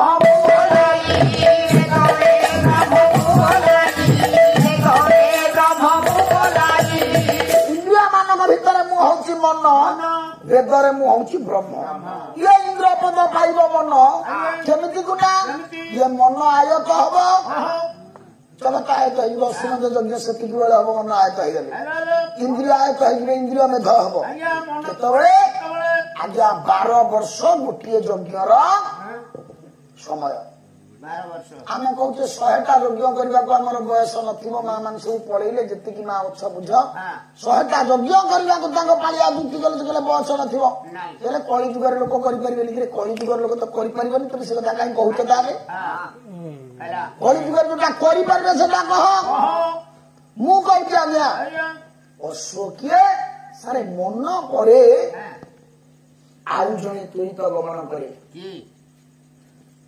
2 ଜଣ ତ ଶୀଘ୍ର ଗମନ କରନ୍ତି ମନ ଆଉ ଗୋଟେ କହୁନାହାନ୍ତି କହିଲେ ପରା ଆପଣ ନିଜେ ମନ କଣ ମନ ପବନ ଇନ୍ଦ୍ରର ଘୋଡ଼ା ଉଚ୍ଚୈଶ୍ରବା ପକ୍ଷୀରାଜ ଘୋଡ଼ା ମନରେ ଡେଣା ଲାଗି ଯାଇଛି କହନ୍ତୁନି ଆଜ୍ଞା ଘୋଡ଼ାରେ ଡେଣା ଲାଗି ଯାଇଛି ମନରେ ଘୋଡ଼ା ଲାଗି ଯାଇଛି ଇନ୍ଦ୍ରର ଘୋଡ଼ା ପକ୍ଷୀରାଜ ଘୋଡ଼ା ବୁଝନ୍ତୁ ଆପଣ ମାନେ ଶରୀର ଭିତରେ ଏ ଅଶ୍ଵ ମନ ଯେତେବେଳେ ପବନ ସହିତ ଯୋଡ଼ି ହେଇଯିବ ସେ ଆଜ୍ଞା ସ୍ଥିର ହେଇଯିବ ମନେ ରଖନ୍ତୁ ସିଏ ସିନା ଉଡ଼ିଯାଏ ଇଏ ସ୍ଥିର ହେଇଯିବ କେମିତି ସାର୍ ପବନ ତ୍ୱରିତ ଗତି କରେ ଏଇ ହେଲା ଶରୀରରେ ଅଶ୍ଵ ତତ୍ତ୍ୱକୁ ବୁଝନ୍ତୁ ଆଶୁ ଗଚ୍ଛତି ଅଶ୍ଵ ଅଶ୍ୱମେଧ ଯଜ୍ଞର ସମୟ କେତେ 12 ବର୍ଷ କହୁଥିଲେ ସେ ପବନର ଗତି କେତେ ବୁଝନ୍ତୁ ବୁଝିଲେ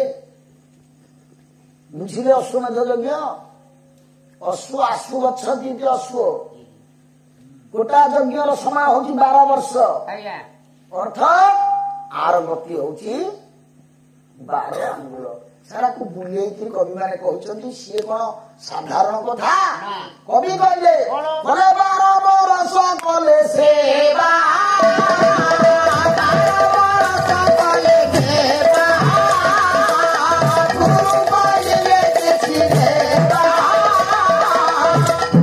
ଇଏ ଯୋଉ ପାଠ ଆପଣ ଗୁରୁ ଘରୁ ଲେଖିକି ଆଣି ଘୋଷିଦେଲେ ହବନି ହବ ସିଏ ଯୋଉ ପାଠ ସେ କହୁଥିଲେ ଆମେ ଘୋଷିଛୁ ସେ ଘୋଷିବା ପାଠ ଏ ଘୋଷା ପାଠ ନୁହଁ ପବନର ଗତି 12 ଆଙ୍ଗୁଳ କବି ଲେଖିଛନ୍ତି କହିଲେ ବହୁ 12 ବଳାଲେ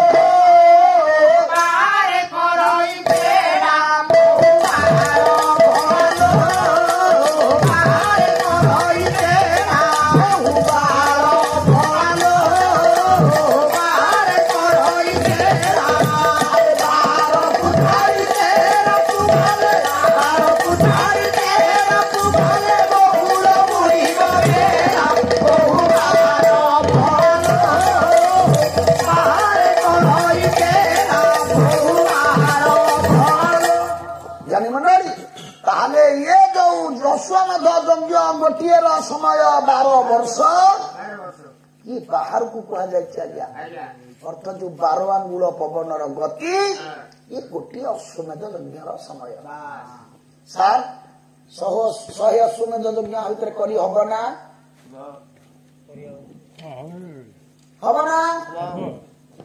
ବୟସ ଅଣ୍ଟିବ ନା 100 ଅଶ୍ୱମେଧ ଯଜ୍ଞ ଗଲା ବେଳକୁ ଅର୍ଥ এই ପବନ ଦ୍ୱାରା ଇନ୍ଦ୍ରିୟ ମାନଙ୍କୁ ଆୟତ କରିବ ପବନ ମାଧ୍ୟମରେ ଇନ୍ଦ୍ରିୟ ଗୁଡ଼ିକୁ ଆୟତ କଲେ ସେ ଲୋକ ଇନ୍ଦ୍ରିୟ ଜୟୀ ହବ ରାବଣର ପୁଅ ଇନ୍ଦ୍ରଜିତ ସାର୍ ଇନ୍ଦ୍ର କାହିଁକି ଡରେ ନା ଇନ୍ଦ୍ର କହିଲେ ସ୍ୱର୍ଗପୁରରେ କୋଉ ରାଜା ନୁହଁ ଇନ୍ଦ୍ର କହିଲେ ଇନ୍ଦ୍ରିୟ ସେତିକି ବେଳେ ଆଜ୍ଞା ଇନ୍ଦ୍ରିୟ ଡରେ ଯୋଉ ଲୋକ ସଂଯମୀ ହୁଏ ତାକୁ ଇନ୍ଦ୍ରିୟ ଡରେ ତାର ତ ଇଏ ମତେ ଚାକର କରି ଖଟେଇବ ଅର୍ଥ ସେ ଇନ୍ଦ୍ରିୟର ଦିଟା ଗତି ଆପଣ ତାକୁ ତା ବାଟରେ ନେଲେ ସିଏ ଭୋଗ କରିବ ଆମ ବାଟରେ ନେଲେ ସେ ତ୍ୟାଗ କରିବ ବୁଝନ୍ତୁ ତତ୍ତ୍ୱକୁ ବୁଝନ୍ତୁ ଇନ୍ଦ୍ରିୟକୁ ତା ବାଟରେ ଆମେ ଗଲେ ସିଏ ଆମକୁ ଭୋଗ କରେଇବ ଇନ୍ଦ୍ରିୟ ଦ୍ୱାରା ଭୋଗ ବଶବର୍ତ୍ତୀ ହେଇଥିବା ମଣିଷ ଅଳ୍ପ ଦିନରେ ଝଡି ପଡେ ତା ବାଟରେ ନ ଯାଇ ଆମେ ଯଦି ତାକୁ ଆମ ବାଟରେ ନବା ସିଏ ଆଜ୍ଞା ତ୍ୟାଗ କରିବ ସିଏ ତ୍ୟାଗ କଲେ ଆମେ ଭୋଗ କରିବା ଆମେ ତ୍ୟାଗ କଲେ ସିଏ ଭୋଗ କରିବ ବୁଝନ୍ତୁ ଆମେ ହାତଟା ଦେଇନି ଭଗବାନ ଅନ୍ୟକୁ ବାଡେଇବା ପାଇଁ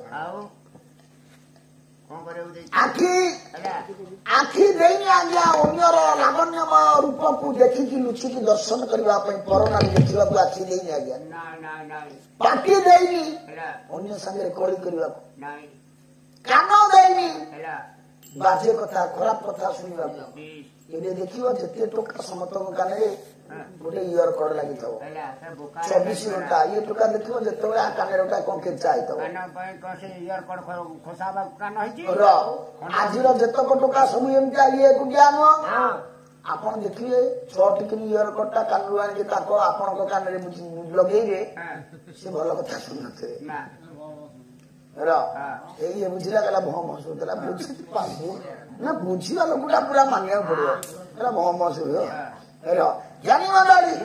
ତାହେଲେ କାହିଁକି ଆଜ୍ଞା ମିଳିଛି ହରିନାମେ ଯାର ନବା ଯେ ହାତ ସଜନି ଗୋ ଆଗ ସଜନି ଗୋ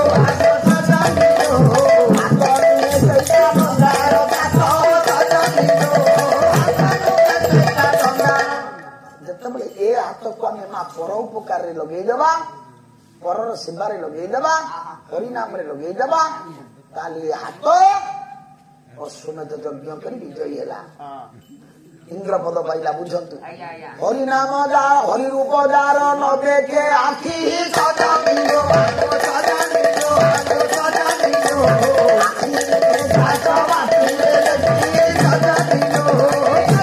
ଭାଇରେ ଇଏ ଆଖି ଯେତେବେଳେ ହରି ରୂପ ଦେଖି ତୃପ୍ତି ନହେଲା ସେ ଆଖି ଆଖି ନୁହଁ କାଚ ବାଟି ହରିନାମ ଯାର ନ ଧରେ ତୁଣ୍ଡ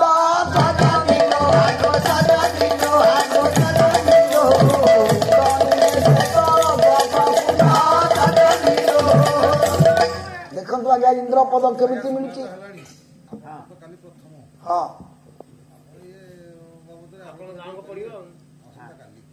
ଆଜି ଆଉ ଏ ବାବଦରେ ଯାଅ ନା କାଲି କଣ ଶୈଳ ତ ପାଲା ବଢେଇବା ତେଣୁ ହରିନାମ ଯାର ନ ଧରେ ତୁଣ୍ଡ ନୁହେଁ ସେ ତ ଆଖି ଗଲା ହାତ ଗଲା ପାଟି ଗଲା ହରିନାମ ଯାର ନ ଶୁଣେ କର୍ଣ୍ଣ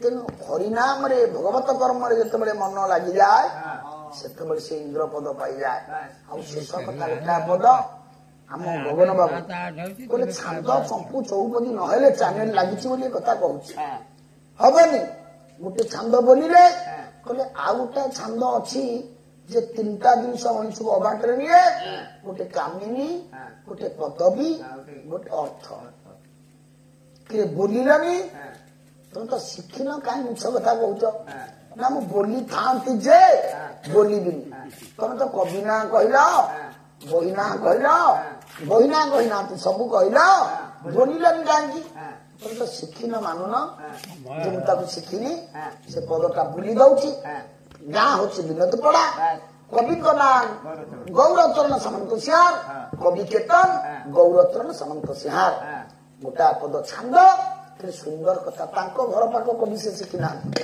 ସବୁ ଶିଖା ହେଇଛି ଆଜ୍ଞା ଆପଣ ଭାବନ୍ତୁ ଯେତେବେଳେ ଏ ଅଶ୍ୱମେଧ ଯଜ୍ଞ ପଛରେ ଆମେ ପଢିବୁ ଆମେ କାହିଁ ସେ ଅଶ୍ୱମେଧ ଯଜ୍ଞକୁ କରିକି ଲୋକଙ୍କୁ ଭୁଆଁ ବୁଲେଇବୁ ତାହେଲେ ଲୋକଙ୍କୁ ଭୁଆଁ ଆମେ ବୁଲଉଛୁ ନା ସିଏ ବୁଲଉଛନ୍ତି ଆପଣ ଟିକେ କହିଦିଅନ୍ତୁ ଚ୍ୟାନେଲ ଆଗରେ କୁହନ୍ତୁ ନା ନା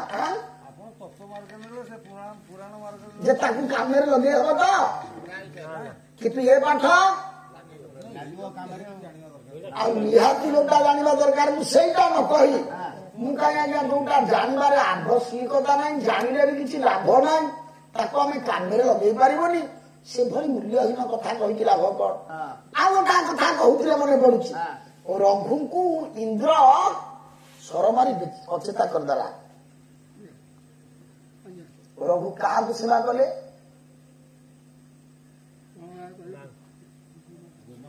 ଗୋମାତା। ଗୋମାତା ନନ୍ଦିନୀ କି ଗୋ ମାନେ କିଏ? ଦେଖନ୍ତୁ ଆଜି ଯାହା ଆମେ ବୁଝିଛେ ରଘୁ ଗୋଟେ ଗାଈ ଗୋମାତାର ସେବା କରିକି ଉଦ୍ଧାର ପାଇଲେ ସେ ଲୋକଙ୍କୁ ସରଳ ମାର୍ଗିରାକୁ ବୁଝେଇବା ପାଇଁ। ଗୋ ଅର୍ଥ କେବଳ ଗାଈ ନୁହଁ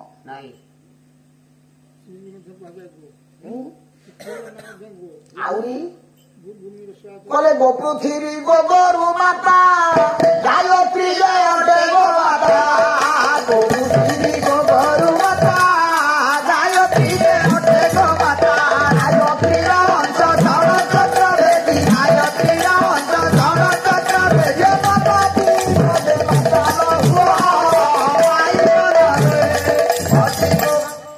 ଗୋ ପୃଥିବୀ ଗୋ ଗୋରୁ गो गायत्री गो माता गो पूर्ण गो ब्रह्म गो इंद्रिय। गो अर्थ इंद्रिय अर्थ गो मातार सेवा कला अर्थ इंद्रिय को सेवा माने आयतन जी आज्ञा धरनी बापा पुअर पुआ बापार सेवा करुची जो पुआ सब बेले बापार सेवा करुची से पुआ ऊपर बापा रागी परिबा ना गो मातार सेवा कला अर्थ इंद्रिय सेवा कला किए बुझंतु आज्ञा इंद्रिय जो खुशी हो गला से इंद्र हारीगला